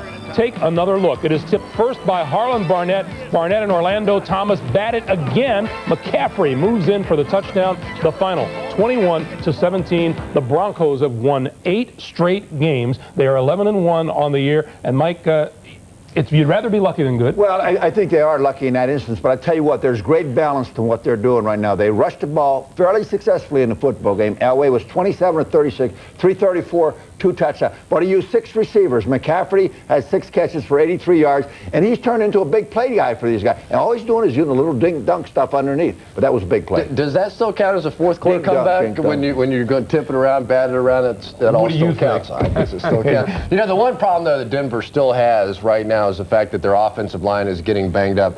Mark Schlereth was out with a knee injury. Gary Zimmerman's got the problem with his shoulder. So if there's one problem now for the Denver Broncos, it's keeping that offensive line healthy. Well, that's a tough loss for the Vikings, too. They've now lost 5 of their last 6. They go to 6-6 on the year. Look at what happened in Kansas City today. The Chargers went in, kept their playoff hopes up, 28-14. Chilly Kansas City. Bobby Ross's Chargers needing a win. San Diego capped a 98-yard drive in the 2nd quarter. 4-yard run by Leonard Russell. San Diego led 14-0. Stan Humphries connected on a pair of TD passes to Tony Martin. This 10-yarder puts the Chargers up 21-0 at halftime. Martin's 13 TD receptions lead the NFL. Meanwhile, tough day for Steve Bono. Picked off twice by Rodney Harrison and then was benched in favor of backup Rich Gannon. He threw 2 touchdown passes, but it wasn't enough. The Chargers win by a score of 28-14. Chiefs coach Marty Schottenheimer says after the game there is no quarterback controversy, but he hasn't decided yet who will start for Kansas City when the Chiefs meet the Lions here on NBC Thanksgiving Day. Do you call that a controversy, Joe? I said things like that several times, and I said, I don't care what that video says. I didn't say it. He said it. I think there is a controversy. Let me say this. This game wasn't this close. Hey, it was 28-0, and it wasn't all Bono. Gannon was productive in the second half. So there's probably a controversy, but I'm going to tell you, their defense never showed up either. It kind of amazes me. They had everything on the line for this one. San Diego looked awful the week before. You feel like they're going to play great at home. Bobby Ross did a great job of getting these guys back. After the loss of Tampa Bay, they could have been a demoralized football team. He brought them in here, and I mean, really, you know, and what Joe said is true. This wasn't even close. I mean, it was an old-fashioned butt whipping, totally butt whipping. Chargers are 6-6. They have won 3 of their last 4 games. In Washington, the Redskins fell in overtime to the 49ers, 19-16. Steve Young back in the starting lineup. 2 concussions over the last 4 weeks. All field goals until Gus Frerotte hit Jamie Asher over the middle. He dives in for the 20-yard touchdown, 16-9 Redskins. Late in the 4th quarter, William Floyd will cap a 73-yard scoring drive.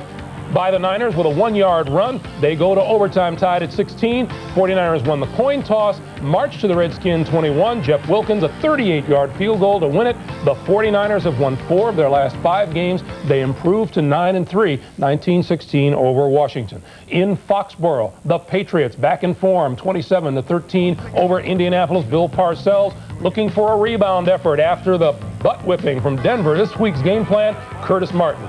9 carries on the opening drive. He set up the Patriots field goal. 25 carries in the first half all told. Drew Bledsoe. Then Deshaun Jefferson, 13 yards and a touchdown. New England extends to a 10-0 lead. 17-3 in the third. Injury woes mounted for the Colts. Jim Harbaugh hit on his left knee by Willie Clay. He left with a sprained medial collateral ligament. 20-6 in the fourth. Martin gets into the end zone on his 31st carry. 12-yard run increased the Patriots lead to 27-6. Martin, 35 carries, 141 yards, and a touchdown, and those Patriots are back, Chris. And that was a Bill Parcells kind of a football game. Just go out and play the physical, hand the ball off. I think he had 18 carries in the first quarter of that game. Bill Parcells clearly wanted to make a statement that his team needed to be more physical. Colts are 6-6. They've lost 5 of 6. The Patriots have won 5 of 6, and they improved to 8-4. In Buffalo, the Bills beat the Jets today, 35-10. Thurman Thomas left this game early, first quarter. A bruise to the left leg. 7-3 Buffalo in the second. After Buffalo's second interception of Frank Reich, Jim Kelly finds Andre Reed for second touchdown. 22-yarder gives the Bills a 14-3 lead. 21 seconds left in halftime. Before half, Kelly finds Steve Tasker. 21-3 Bills, but Kelly hit on the play by Hugh Douglas. Injured his hamstring. He did not return. 28-10 in the fourth. Bills' first-round pick Eric Moles takes the kickoff, dodges some early traffic, and then the speed kicks in. 97-yard touchdown return, the first kickoff return for a touchdown by the Bills since 1991. The Bills win it by a score of 35-10. The Jets have now lost 15 of their last 16 games. They are 1-11 on the year. The Bills have won 4 in a row. They improve to 9-3. In Houston, the Oilers fall to the Carolina Panthers, 31-6, the final score. Panthers improve to 8-4. The Oilers have lost 4 of 5. In Chicago, the Bears stomped on the Detroit Lions, 31-14. Both these teams now are 5-7. In Baltimore, they went to overtime. Jacksonville field goal wins it, 28-25 over the Ravens. The Ravens are 4-8. The Jaguars are 5-7. In Cincinnati, the Bengals continue to improve under Bruce Coslett, a 10-point win over the Falcons. Bengals have won 4 out of 5, and they're 5-7 on the year. And in Tampa, the Bucs have won 3 in a row. They beat the New Orleans Saints 13-7. We'll send you back to Seattle for the second half of the action in just a moment.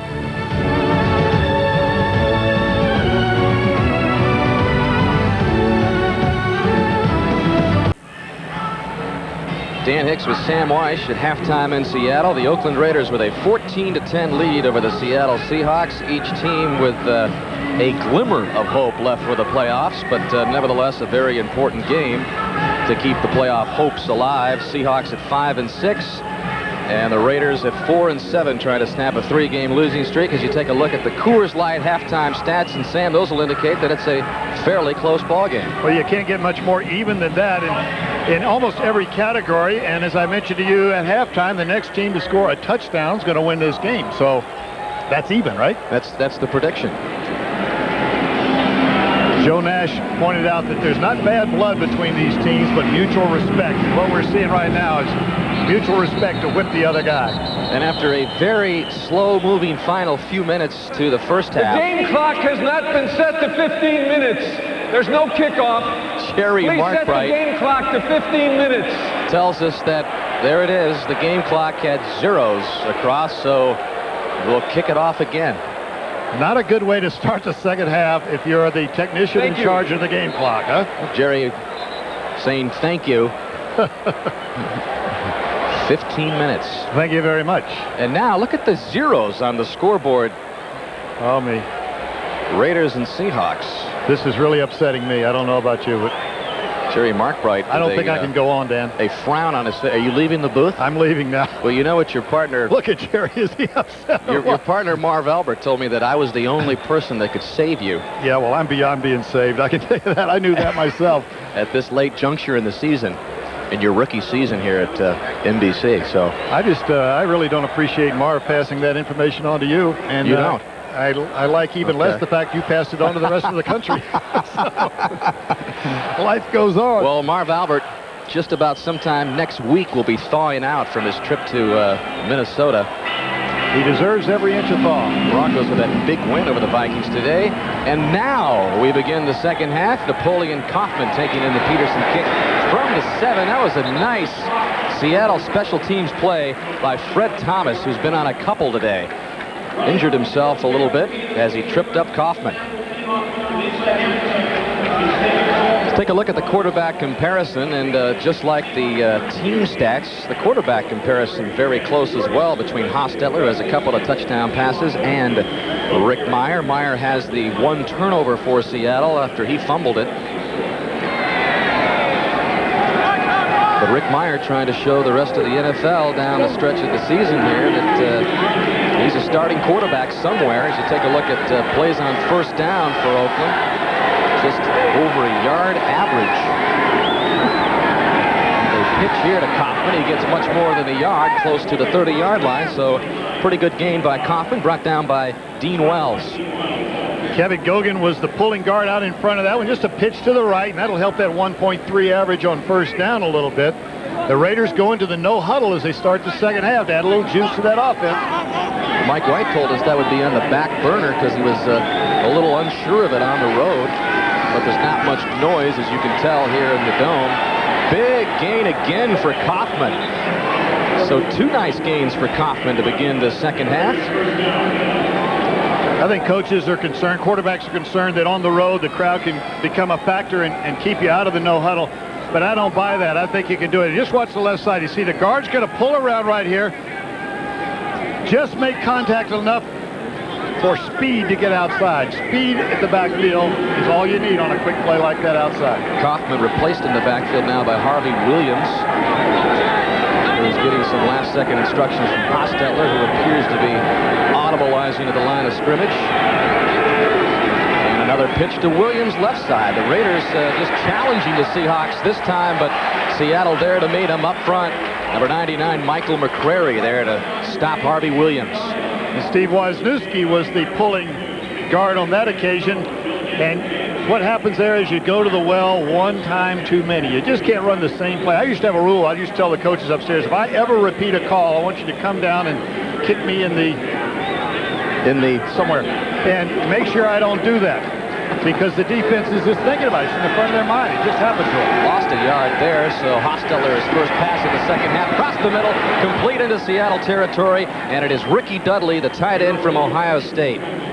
Dudley drafted number 1, 9th overall in an attempt by Al Davis and the Raiders to revive that tight end tradition. And you get the feeling that Jeff Hostetler isn't 100% sure. Here's Dudley going to turn right inside.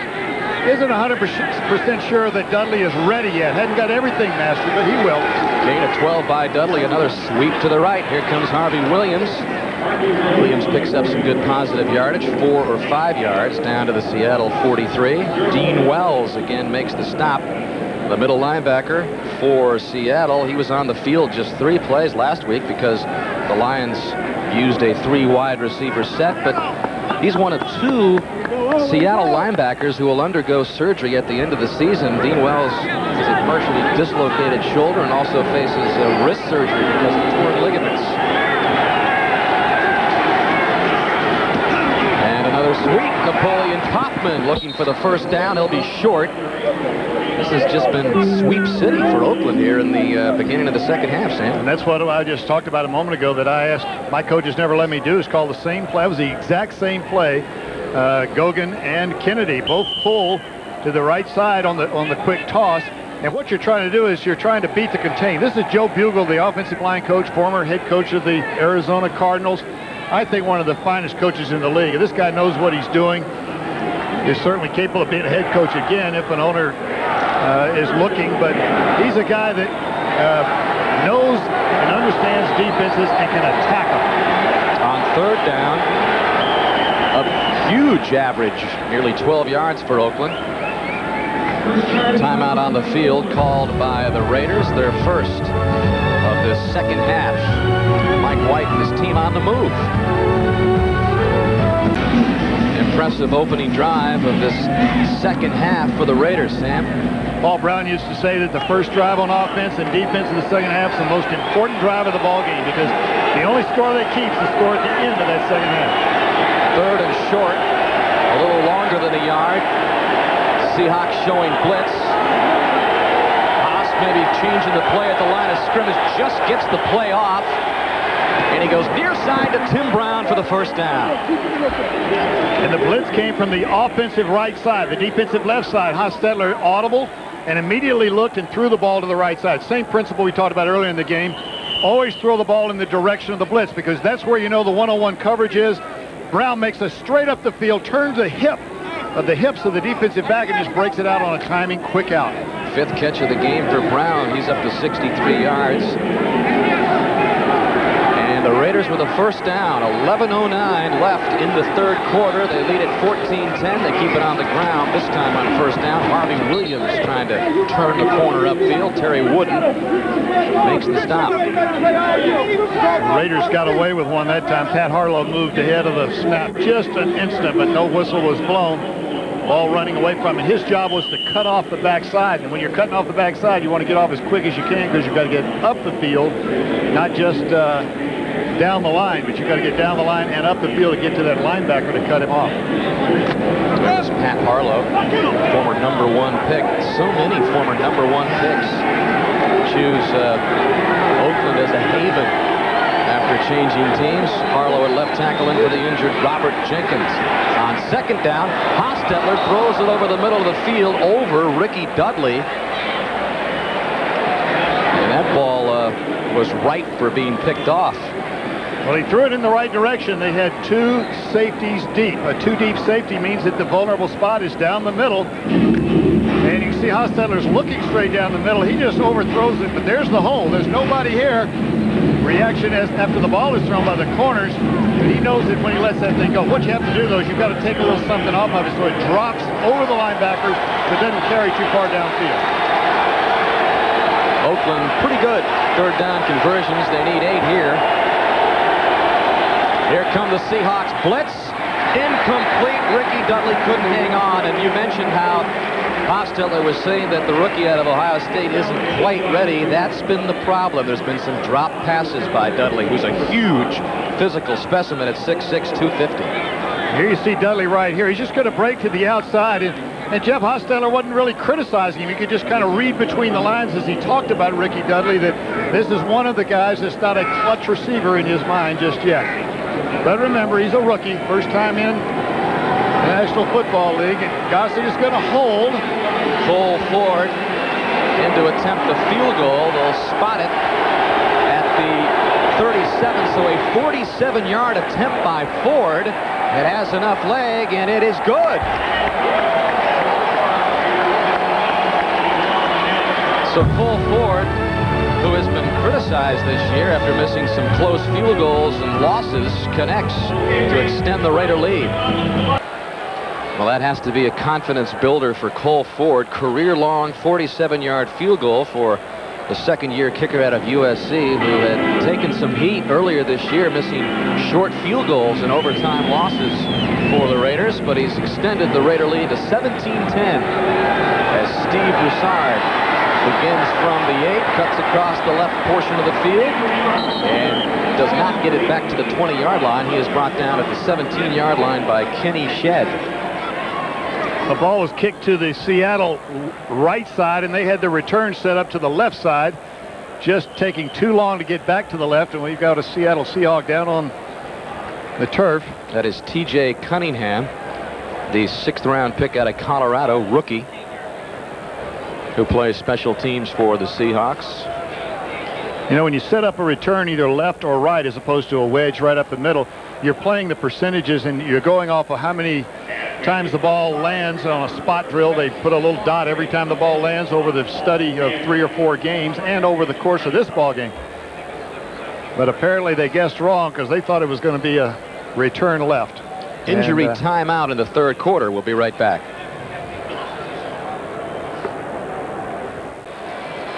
Well, it's been a disappointing season for the Seattle Seahawks.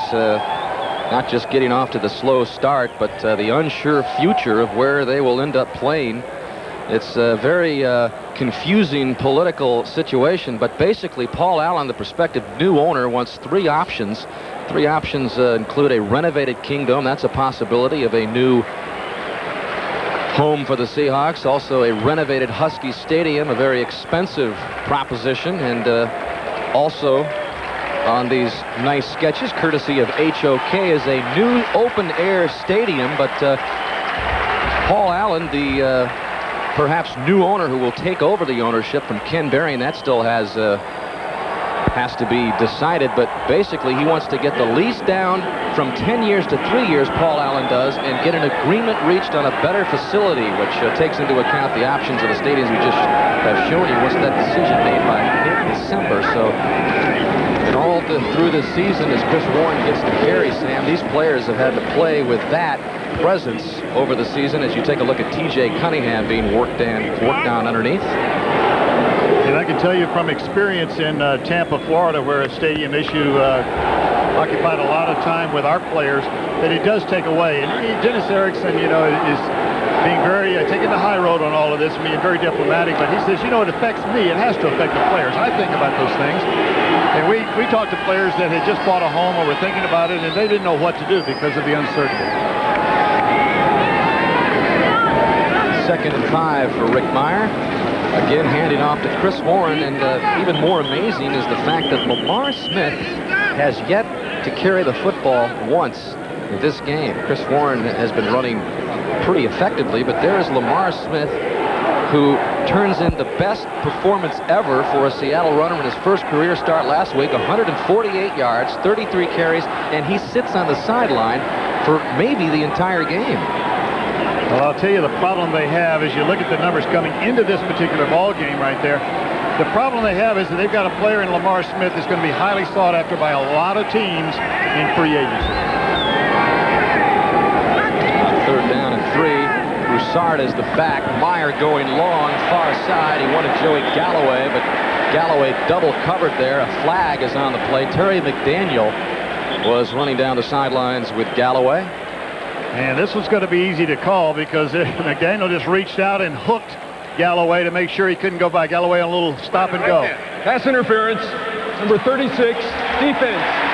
Automatic first down. 2nd time that the All-Pro has been called for pass interference on Galloway this game. You might remember the previous one was a 40-yard hookup, which led to a touchdown for Seattle, and McDaniel definitely respecting Galloway's speed as well. Well, the first one was one of those that's unavoidable. This one was one to prevent a possible touchdown, and maybe that's unavoidable too. Once you think you got beat, just give him the short yardage, not the touchdown. So Seattle with a first down across the 40-yard line.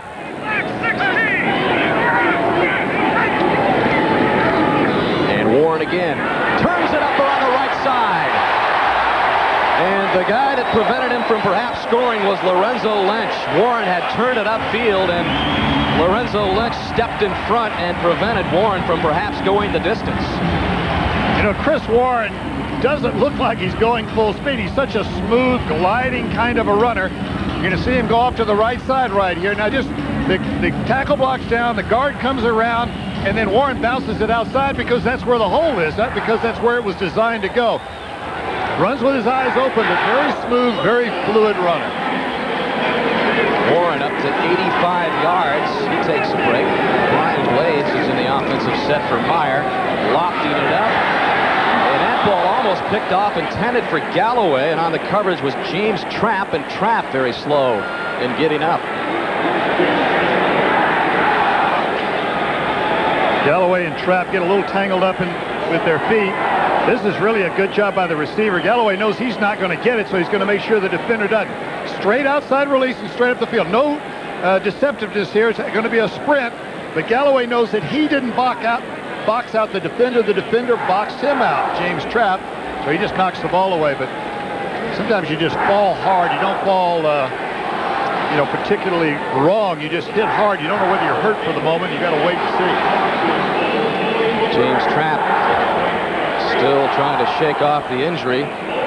Gives us a chance to remind you that tonight, Super Bowl championships. Yes, and one of the winningest franchises in sports, as they will point out quite quickly to you as you talk to their front office people. Second down and 10 for Seattle. Ball at the 44-yard line. Lamar Smith has entered the game and picks up his first carry midway through the third quarter. So perhaps Seattle listening to us in the booth, Sam, lamenting the fact that Lamar had not carried the football. He finally gets in and out quickly. Apparently they, it's a third down, and Steve Broussard comes in on third down. That's their third down back. But I believe that was just to giving a little bit of a break right there to Chris Warren. You see him with his helmet off breathing. Whenever you see a player breathing through his mouth, you know he's tired. If he can't breathe through the nose, he can't suck in enough air. He's winning. Long third down attempt here for Mirer. Swings it out near side to Broussard. Broussard very close to the first down, and he limps out off the sidelines. And that's a hamstring pull. When a player grabs that part of the back of his leg right there, that's not a bruise or anything, but the muscle has popped.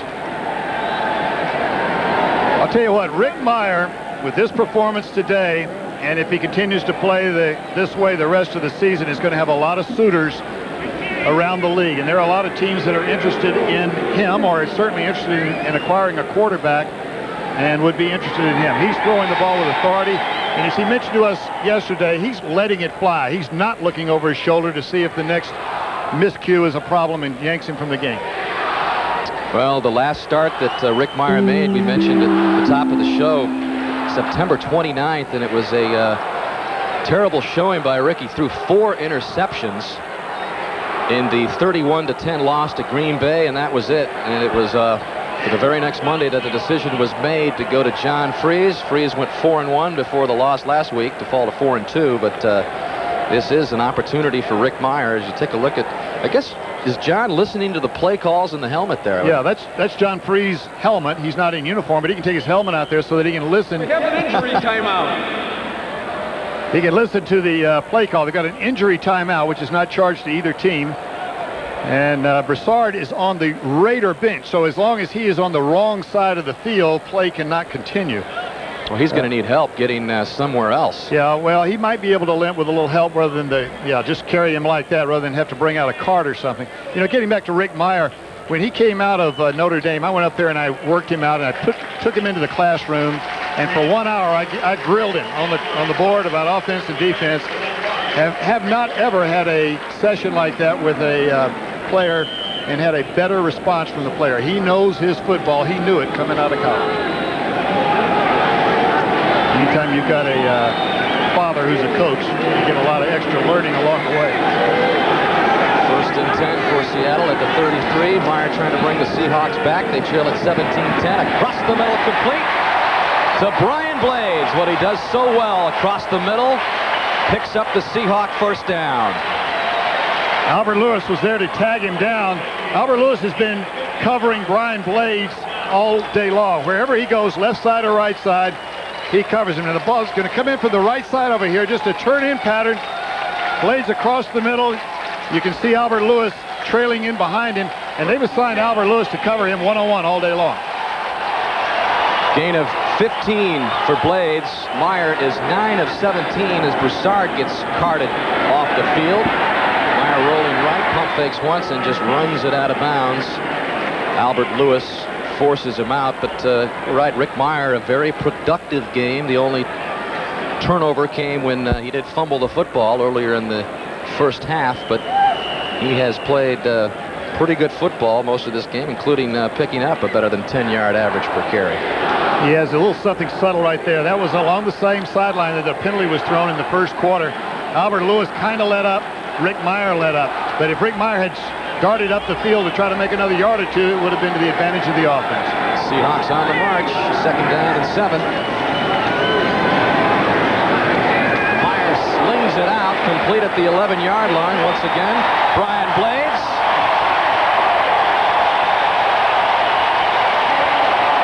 Pumping up the crowd. Now let me tell you, that's a fine catch by Blades, but that's also a quarterback that is, quote, letting it fly. He just ripped that thing in there. That was a tight throw right in between tight coverage. Token fake, has to turn his hips, get himself set, and just throw it hard, right in there quick. Ball can't stay in the air very long on a throw like that. Good job by Brian Blades.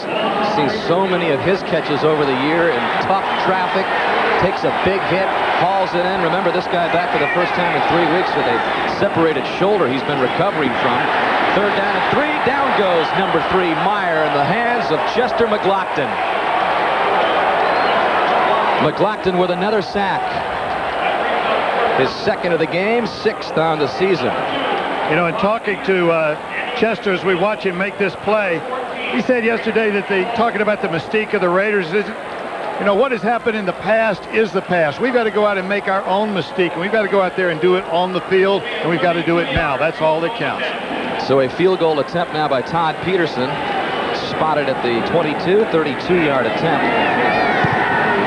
And Peterson nails it through. Peterson good from 21 in the first quarter, 32 here in the third quarter, and the Seahawks have moved to within 4 with 4:55 left in the third. Third quarter in Seattle. Dan Hicks with Sam Wyche. The Oakland Raiders on top 17-13. Todd Peterson with a 32-yard field goal to bring the Seahawks within 4. Napoleon Kaufman waiting back for the Peterson kick. And instead, this will be Carl Kidd from the 7-yard line. And Carl Kidd fumbles the football. Seahawks say they have it. Officials say otherwise. Jason Kyle applied the hit on Carl Kidd, who has turned into a special team star and has been so enthusiastic with his role. When the Raiders needed a kickoff returner, he raised his hand and said, "I'll get back there," but he nearly cost the Raiders a turnover there. Coming straight up the middle. He's not going to do anything wrong here, except the Seattle Seahawks are doing things right. They're trying to either get a helmet or a hand on that ball. That ball actually lays on the field of play a long time. Apparently just bounces out of bounds prior to the possession for recovery. You've got to have possession before it counts. From the 24.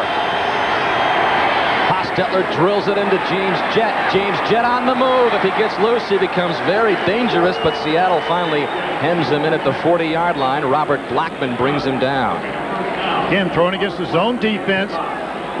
Jett turns in. One of the things I hate to see a receiver do, though, is run sideways like that. You should always turn and go straight up the field for your first step or two, and then you can go left or right. But when you go sideways like that, sometimes you keep bowing back and losing yards. Blazing speed. We mentioned Jett beating his teammate, defending champion James Trapp of the NFL's fastest man competition. Picks up the first down on a gain of 16. Hostetler to the air, wanted Jett again. It's incomplete this time. Carlton Gray on the coverage. Same turn-in pattern by Jett, different drop by Hostetler. This time he rolls to the right, and when you're rolling, throwing to a receiver that is turning in, therefore going right to left, now Hostetler's going to come this way, but the receiver's going to be turning in this way, and when you get that action right there, the moving target is really tough to hit because the ball actually moves in flight. An old veteran like Jeff Hostetler knows and understands the principles. And the draw to Harvey Williams. Williams maybe a yard or two, and that is it. And that brings up third down for the Raiders. Joe Nash, a longtime veteran, in his 214th game, makes the stop. Well, with Cortez Kennedy and Joe Nash, I tell you, that defensive front right there is strong. They're big, they've got leverage, they stay low, they bend at the waist, or at the knees rather than at the waist, which gives you that leverage. Hard to run right up the middle against this team. That Seahawks front line digging in on 3rd and 8.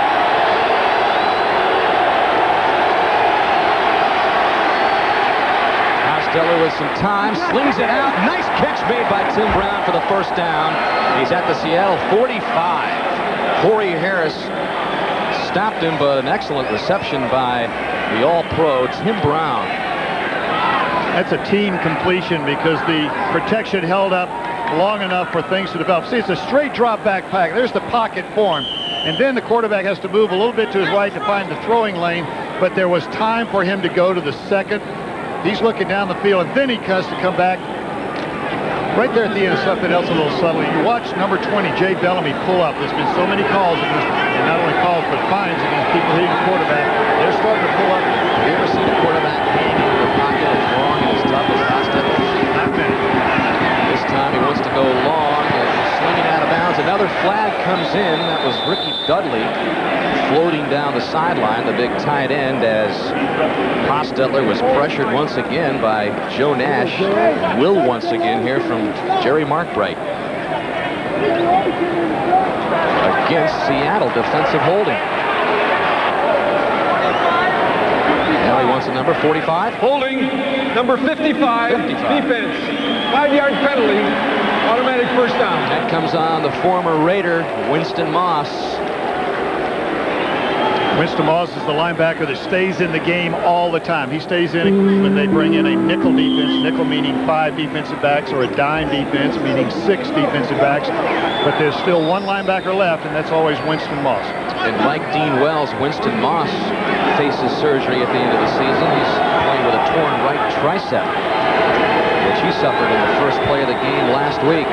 1st and 10 for the Raiders via the penalty. Napoleon Kaufman, left side, a lot of room.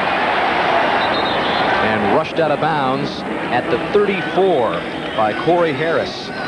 Clock continuing to, well, it's stopped now at 2:42.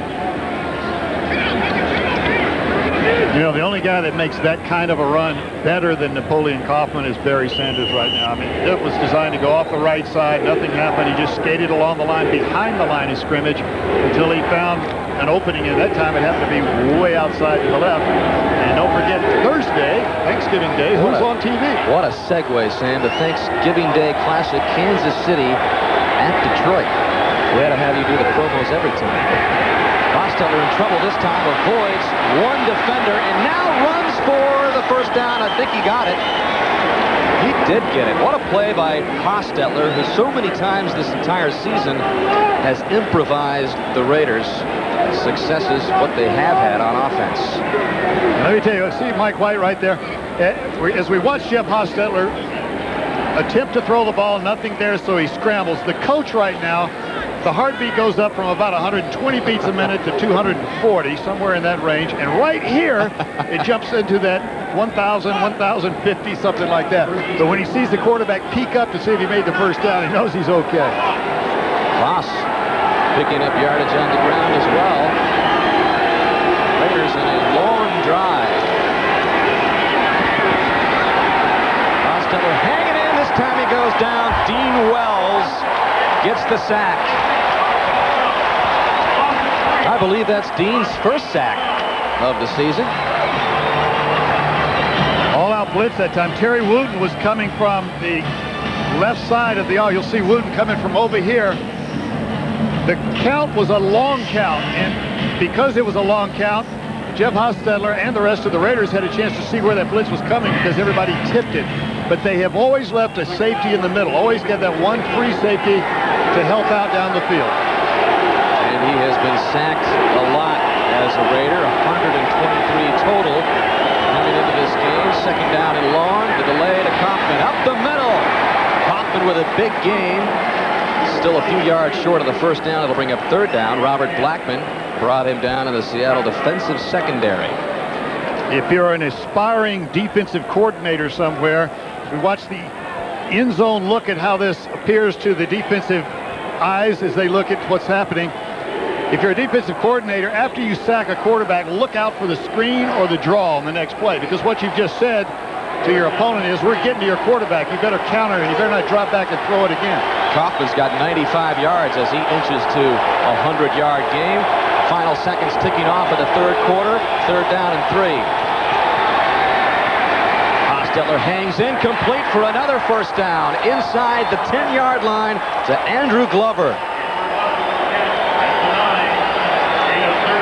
And that is the final play of the 3rd quarter.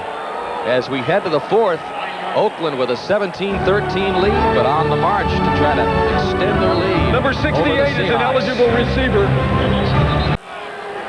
Scoring through 3 quarters, Oakland had the 2 touchdown tosses by Hostetler in the 2nd.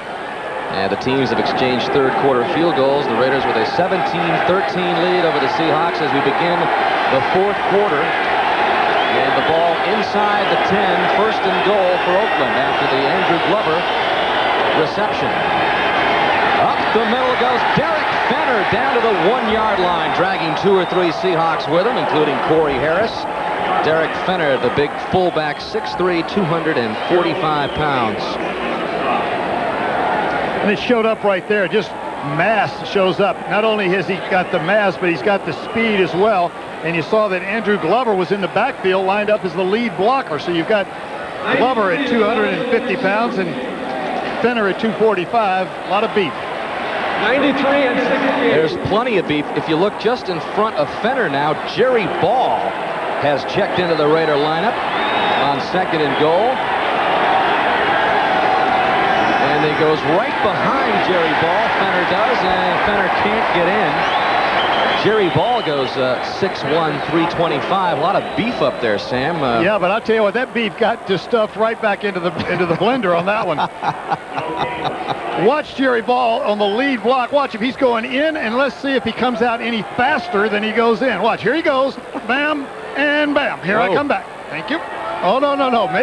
Maybe it was a sucker block because he was pulling Mike Sinclair back out of that hole. He was just a decoy, right? Yeah. He had me. There he is. I thought he was going to block. 93 in front of 34. Fenner tries the left side. Second effort gets in. Yes, touchdown. They've called it.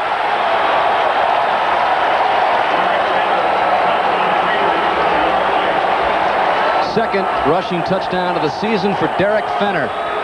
And Oakland adds to its lead. Mano, mano. All this is man. And you see the left guard right there. Wisniewski is going to pull around so that the tackle can block down and the tight end on the left can block down. And then it's just muscle against muscle. You're only going for a yard or a yard and a half. All year long, these teams have played close football games. We pointed out early in the game that the Raiders have, of their 7 losses, 6 of them have been by 6 points or less. So they've been involved in these tight games. This one's not over. Cole Ford adds the extra point. And in the first few seconds of the 4th quarter, Oakland muscles this one in for a 24-13 lead. World famous Space Needle amid the Seattle skyline, and a impressive drive for Seattle.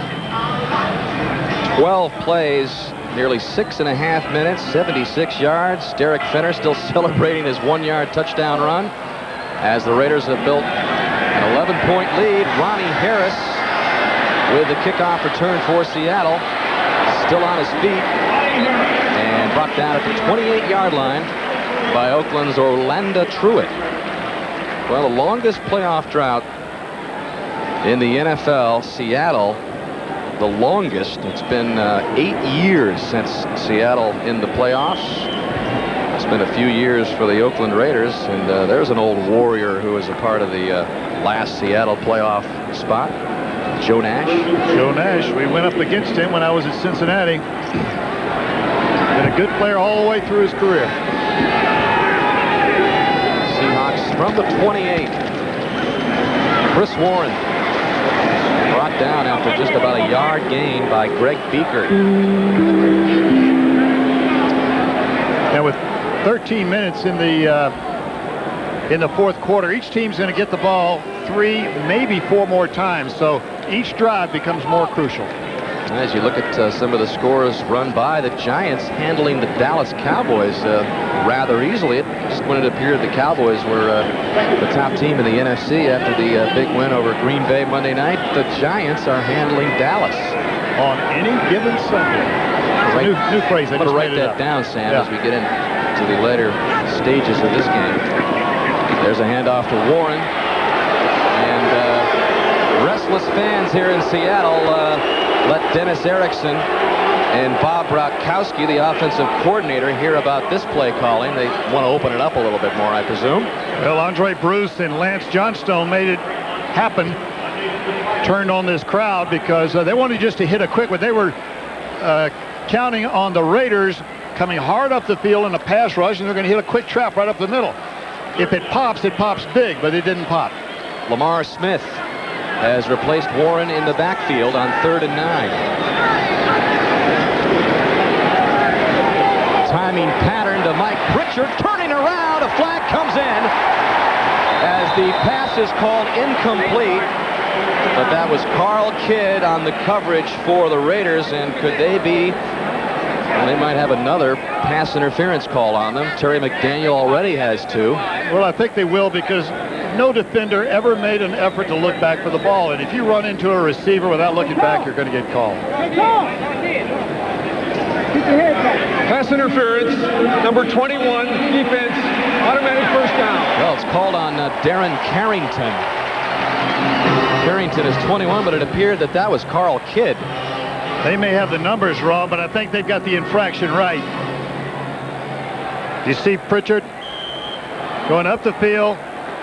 Yeah, it is. It's Carl Kidd is the offender right there. They just called the number wrong. But see, Kidd never turned around. If he just looks back and reaches up for the ball, then the incidental contact is allowed, but not when you're running straight through the receiver. Timeout. The chain crew is tangled. The chain crew is what? I missed that. The chain crew is tangled. We've heard it all now from Jerry Markwright. Gee, Jerry, I believe I'd have kept that one to myself. Does he have to put that one on the PA? Is anything sacred here? The chain crew is tangled. Well, the Oakland Raiders have now amassed 89 yards in penalties. That one worth 25 on the pass interference. Mirer goes deep. Joey Galloway trying to run underneath it. He made the catch. Unbelievable.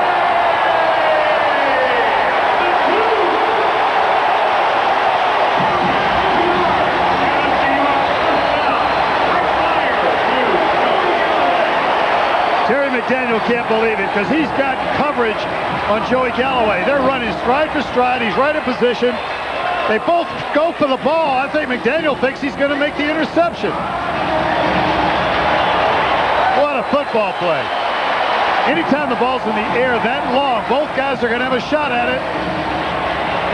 Either could have come down with that ball. Rick Mirer reacting to the circus catch by Joey Galloway, who's got 99 yards on just 3 catches today. Remember the big 40-yard strike? That one good for 44 yards. And the Seahawks with another 1st and goal. And they'll call a timeout. Well, they have to, because the 40-second clock was going to go down to 1 second. This is one rule I think that the competition committee needs to review. We're going to get the call here from Jerry Markwright. But anytime there's a long play like that, or there's something going on, the 40 seconds isn't enough time for the reassemble of the teams, and they want to keep the continuity of the game going, set it up for 25 seconds. That's what Jerry Markwright did. He did the right thing. 1st and goal at the 2-yard line for Seattle. Mirer turns to Chris Warren. He's got the touchdown.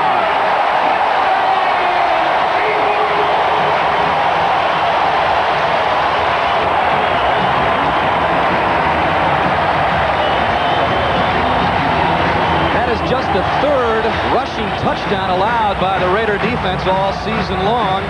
Warren gets in, but it's the big 44-yard strike from Galloway that sets it up. Right over Kendall, Atkins, Wyche. Chris Warren finds his hole and gets right in there, and it looks like they're going to go for 2. Trailing by 5 points. This would put them within 3. Just one quick comment about what happened. There was no charged timeout a moment ago because of the extra delay after the play. Seahawks go for 2. Try to pull within 3. Warren tries to get in, and he does it.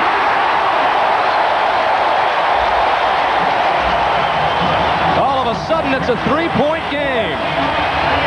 It must be a Raider-Seahawk game, huh?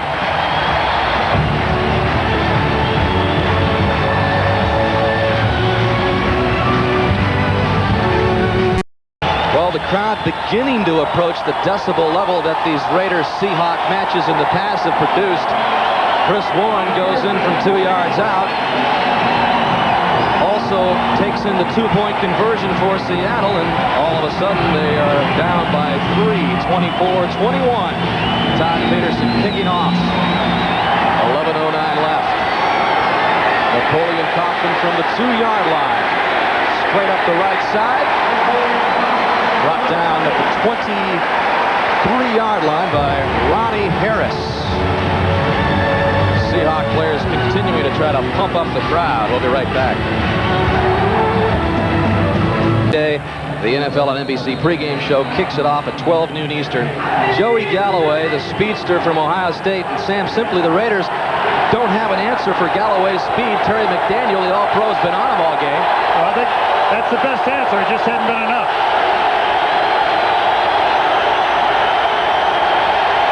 Decibel level is up now as Hostetler tries to have his receivers hear him.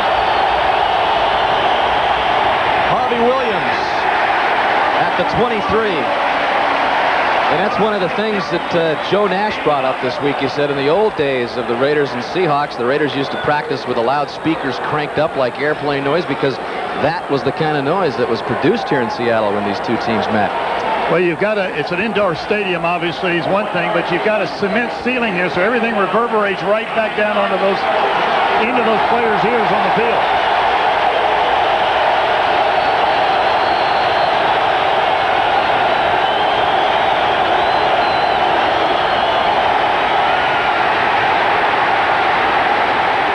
Hostetler throws it away. Chased out of the pocket. That brings up 3rd and 9. It's a good play. You see the expression of Hostetler. He's not unhappy that he threw an incomplete pass. What he did was save a loss. Take your lumps right there. The defense is going to win some of the battles and come back 3rd and 8 or 3rd and 9. Unless, of course, you commit an ignorant penalty, and that's what is just eating Mike White up. Personal foul. Illegal chop block, number 66, offense. Kevin Gogan. Half the distance to the goal. 2nd down. Penalties continue to kill the Raiders. Kevin Gogan right here.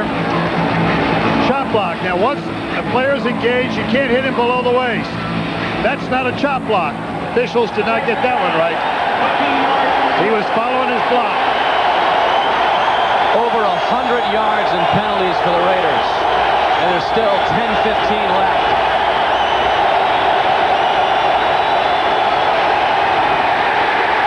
Kaufman stopped at the 10 by Cortez Kennedy.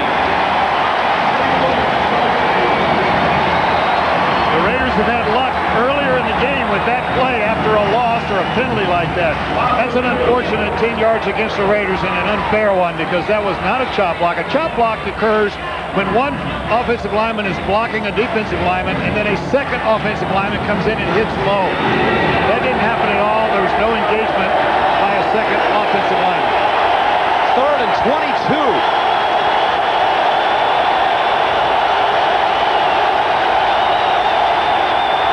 Hostetler's going to run it out. He'll get no further than the 16 or 17-yard line. Michael McCrary chased him down. It came with a blitz. Corey Harris blitzed from the offensive left side. Nothing there, and time ran out. Hostetler did all he could do is get as much as you can and line it up and punt the ball.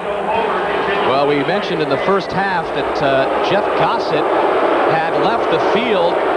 The Raiders told us that it was an undetermined rib injury, so apparently Jeff Gossett is hurt because Billy Joe Hobart, in a crucial punting situation for the Raiders, is back there to punt. Hobart is the backup quarterback. He's an excellent athlete, but he won't boom him like Gossett could have. And Ronnie Harris picks it up quickly. And so Seattle will begin with excellent field position after the relatively poor punt by Hobart. Well, moments ago on the sideline, Billy Joe Hobart getting some words of advice from Jeff Gossett there on the sidelines. And Billy Joe not taking any advice from the daggone kicker, I can tell you that. Sam, a little harsh. A little reverse here to Joey Galloway. Nice tackle made by Lorenzo Lynch to drag Galloway down. It's a popular play. I'm sure that's one they practiced and they were ready for it. Galloway is a threat, not only as a receiver, he's had a tremendous day down the field making tough catches, but as a runner. That pure speed is scary anywhere on the field. Galloway with a big day today receiving. Has set up a couple of Seahawks scores. Mirer sends him out to the right. Part of a 4 wideout package now on 2nd down and 10 from the 49. Seahawks trailing by 3 with 8 minutes left, 24-21. Mirer across the middle to Brian Blades. Blades close to a first down to the Raider 41. I think this is just short, but this is going to be a very important 3rd down call, because if they don't make it on 3rd and short, assuming it's not a first down, maybe it is. If they don't make it on 3rd down right here, then the decision is, with 7.5 minutes to go, trailing by 3, do you go for it or do you punt the ball back, try to pin him again? And that's the guy that's got to make that call. And that's why it's so nice to be up here next to you, Dan. No longer making those decisions on Sunday, Sam, just critiquing them high above the action. 3rd and short, less than a yard. That is Lamar Smith trying to pick it up. Raider defense there right at the first down stick. That's going to be very close. This is that old left-right that we have talked about. Everybody knows is when that official comes in, you know, he's going to spot it where he thinks forward motion is, and he's going to give it his best guess. But if his left foot hits, it's not good. If his right foot hits, it is. Coaches on the sideline can't do a thing about it except body language and a little bit of lean. Get it! Oh, he's clearly got it made. No problem. Meanwhile, the Raiders have their own opinions. The defensive coordinator, Fred Whittingham, doing the opposite body English on the other sideline. And Lamar Smith, is that as close as it gets? Well, I'll tell you, for a chain gang that's been tangled today, that was a crucial one. Much. Well, you have to believe at this point of the ball game, your offense can pick up 2 inches, right? Go for it. You've got to believe it. Not only this point in the ball game, this point in the season at home. You're going to go for it. Really, if you punt the ball, your gain in distance is not going to be great unless you can pin them in the corner. Almost 7 minutes left to go in the game, though. Take your shot right here. And Seattle will. Many times this comes down just to the spot of the official. Sneak by Mirer. He might have been stopped. Now the ball is loose. Mike Jones laterals it. Terry McDaniel is running toward the end zone. But the play had been whistled dead long before all of that. The Raiders celebrating stopping Seattle, though, on 4th and inches. Now, the Raiders ought to celebrate because they made a nice play, but they didn't win the ball game with that play. There's still a lot of football left, and they can't assume that because they held them on this particular 4th down that they've won this game. They got to get their mindset for a tough finish to this game. Whistle blew, so that fumble didn't count. So the Raider defense holds. All Seattle needed was a couple of inches. So Oakland takes over on downs with 6:36 left at a 24-21 lead. And in good field position from their own 42.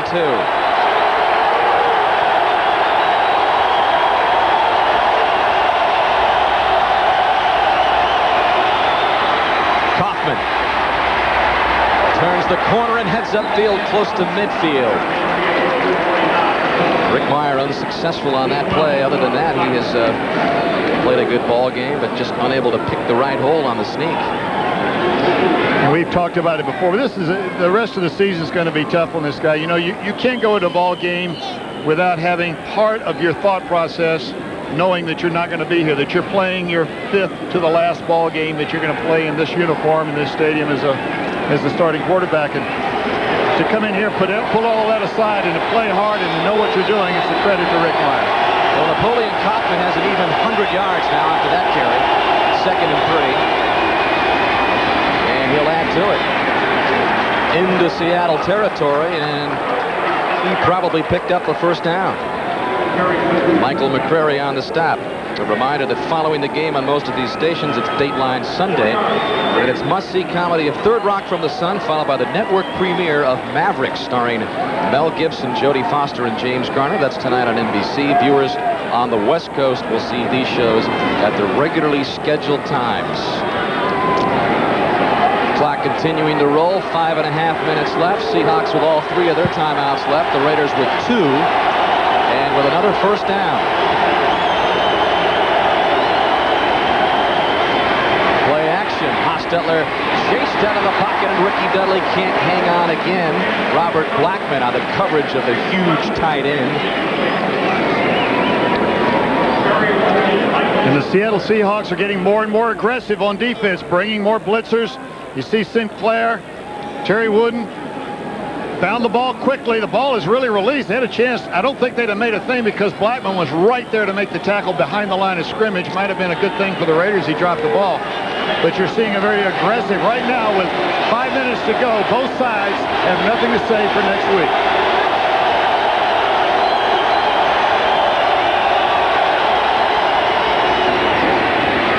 Williams gets it down close to the 42-yard line.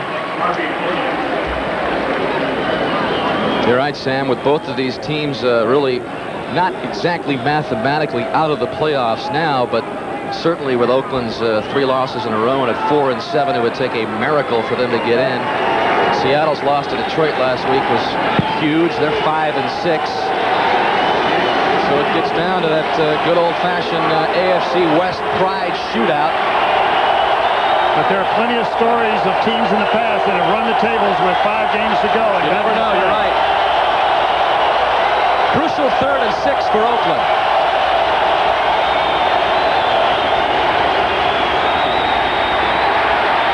Haas gets rid of it to Darryl Hobbs, who's streaking down the sidelines. Inside the 15. Big 3rd and 6 conversion for Hostetler. Hobbs hauls in his very first pass of the game, and it's a huge game at a critical time. It looked like Seattle came with what is called a fire zone or a zone blitz, where safeties and linebackers rush and defensive linemen drop off into coverage. Number 68 is an eligible receiver. 68 is eligible. Mike Sinclair, number 70, actually dropped into coverage and had that responsibility. Ends up making the tackle, but way too far downfield to do any good for the Seahawks. 29-yard gain by Hobbs. Rick Cunningham eligible again, number 68, who caught a touchdown earlier in the game. TD in the second quarter. The Raiders just get it off. Derek Fenner pulls his way inside the 10, close to the 7-yard line. Robert Blackman on the stop in the secondary for Seattle. What the Raiders are doing, they only have 2 active tight ends, so they're putting Andrew Glover in the backfield as the fullback, and then they put Rick Cunningham in along with Ricky Dudley as the 2 tight ends in the 2 tight end set. Red zone defense, mentioned earlier in the game, has been a problem most of the season for Seattle, and Oakland trying to drive in here. The Raiders have been down here 3 times and come away with 3 touchdowns in this tight. 2nd and 3 from the 7. Derek Fenner down to the 6. That'll bring up 3rd and 2. Approaching the 2-minute warning. Raiders with a 3-point lead. They'll have to snap the ball before the 2-minute warning, though. There's about 5-second differential on the 40-second clock and the game clock. This play on 3rd down is big because the 3-point difference now, a field goal making it a 6-point difference, doesn't secure the win for them. A touchdown might do it.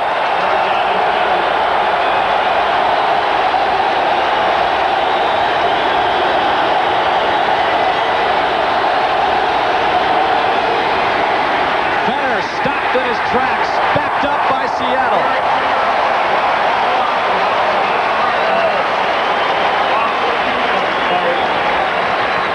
The 2-minute warning. 2-minute warning. And 4th down for Mike Wyche and the Raiders. Well, with the Raiders' regular holder, punter Jeff Gossett out with injured ribs. Jeff Hostetler, who has been holding on extra points, holds now here in a critical short field goal attempt by Cole Ford. You know, the reason the punter holds a lot is that during practice, while the rest of the team's practicing offense and defense, they have nothing to do. So the holder is the punter because they practice all the time. But now the quarterback, the backup holder, in a crucial hole. Cole Ford has had his problems from short distances this season. This from 26. Hold is good by Haas, and Ford pumps it through.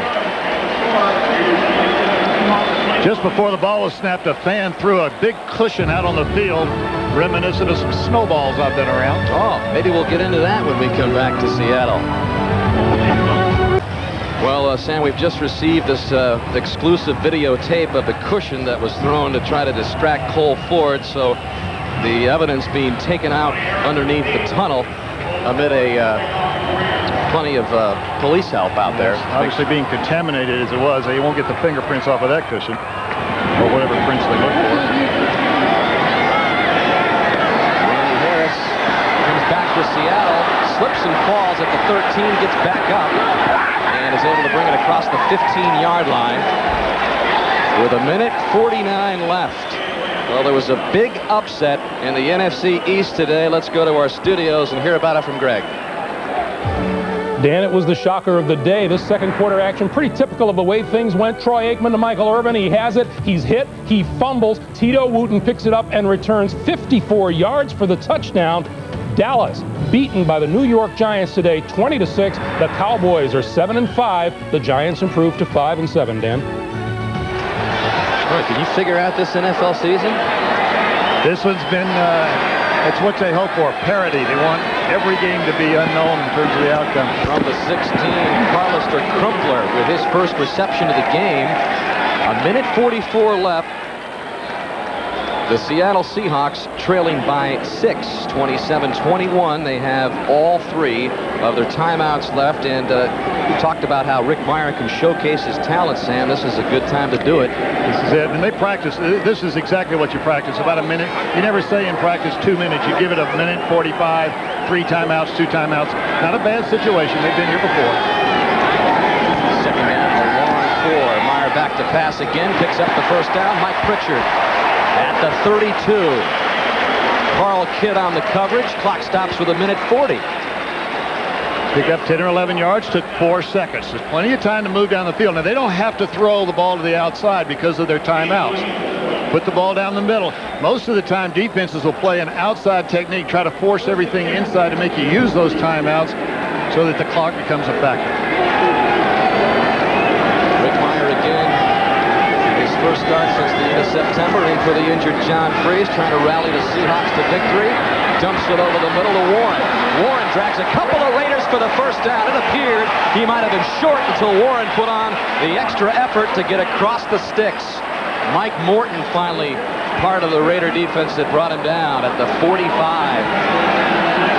Clock continuing to roll. Mirer brings him up to the line.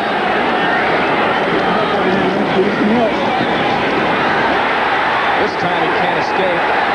Mirer takes the sack. And the clock will stop only long enough for the official to spot the ball unless Seattle takes a timeout, and they do. Well, Seattle uses the first of its 3 timeouts in the second half. Dennis Erickson's got 1:09 to work with. John Freeze, the Seattle starter, on the sideline watching the action, hobbling around on crutches, fractured leg. It's in the hands of Rick Mirer.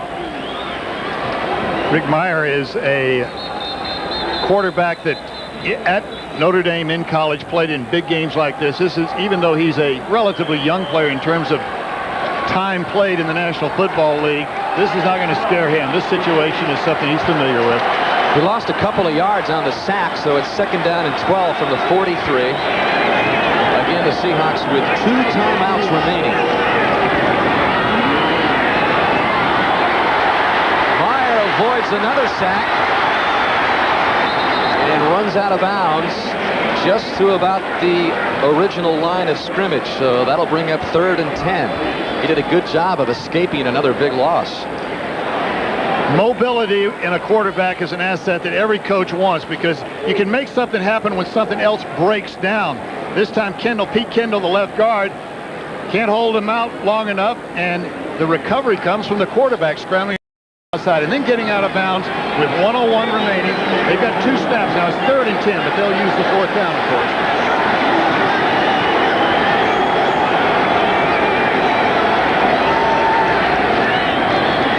Mirer gets it.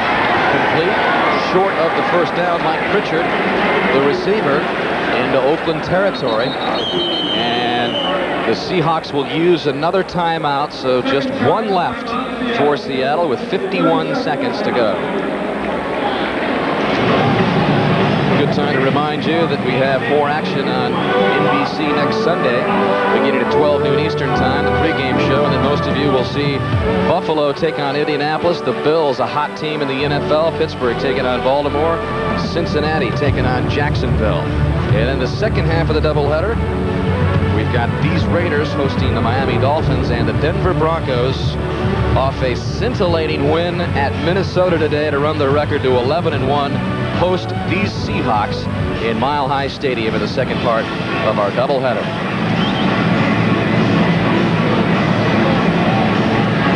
You know, you watch a coach on the sideline on a crucial fourth down call.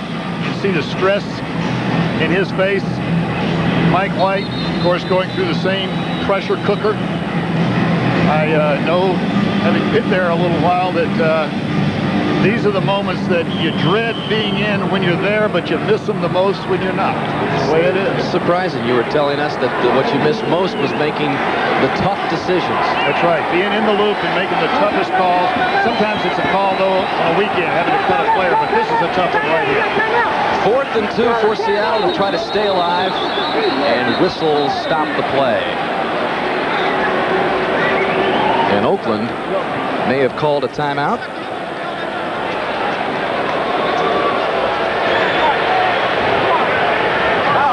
Jerry says yes, they did. That's what happened. The Oakland Raiders apparently didn't have everything exactly the way they wanted it. Second charge, 30-second timeout. So both the Raiders and the Seahawks left with one timeout, 51 seconds left. Now that's the right thing to do. If you're not absolutely sure, here's 4th down, the game's on the line, call timeout and get it right. NBC tonight, Thanksgiving alien style on an outrageous all-new Third Rock. Then at 8:30, 7:30 Central, the movie blockbuster Maverick. Mel Gibson, Jodie Foster, James Garner starring in the network premiere of Maverick.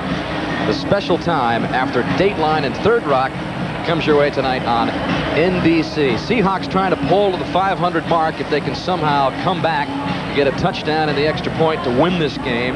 The Raiders, meanwhile, trying to snap that ugly 3-game losing streak. The last 2 losses ending in overtime losses to Tampa Bay and Minnesota.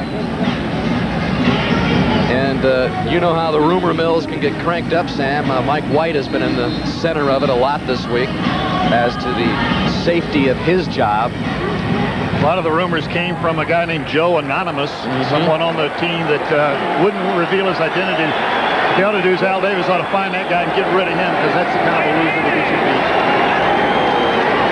4th and 2. Mirer stumbles heading back. And the Raiders will take over on downs. And everybody held their breath on the Raiders sideline to see if a penalty was going to be called on McDaniel on that one, because it was close. Erickson thought there should have been one. That's what he was upset about.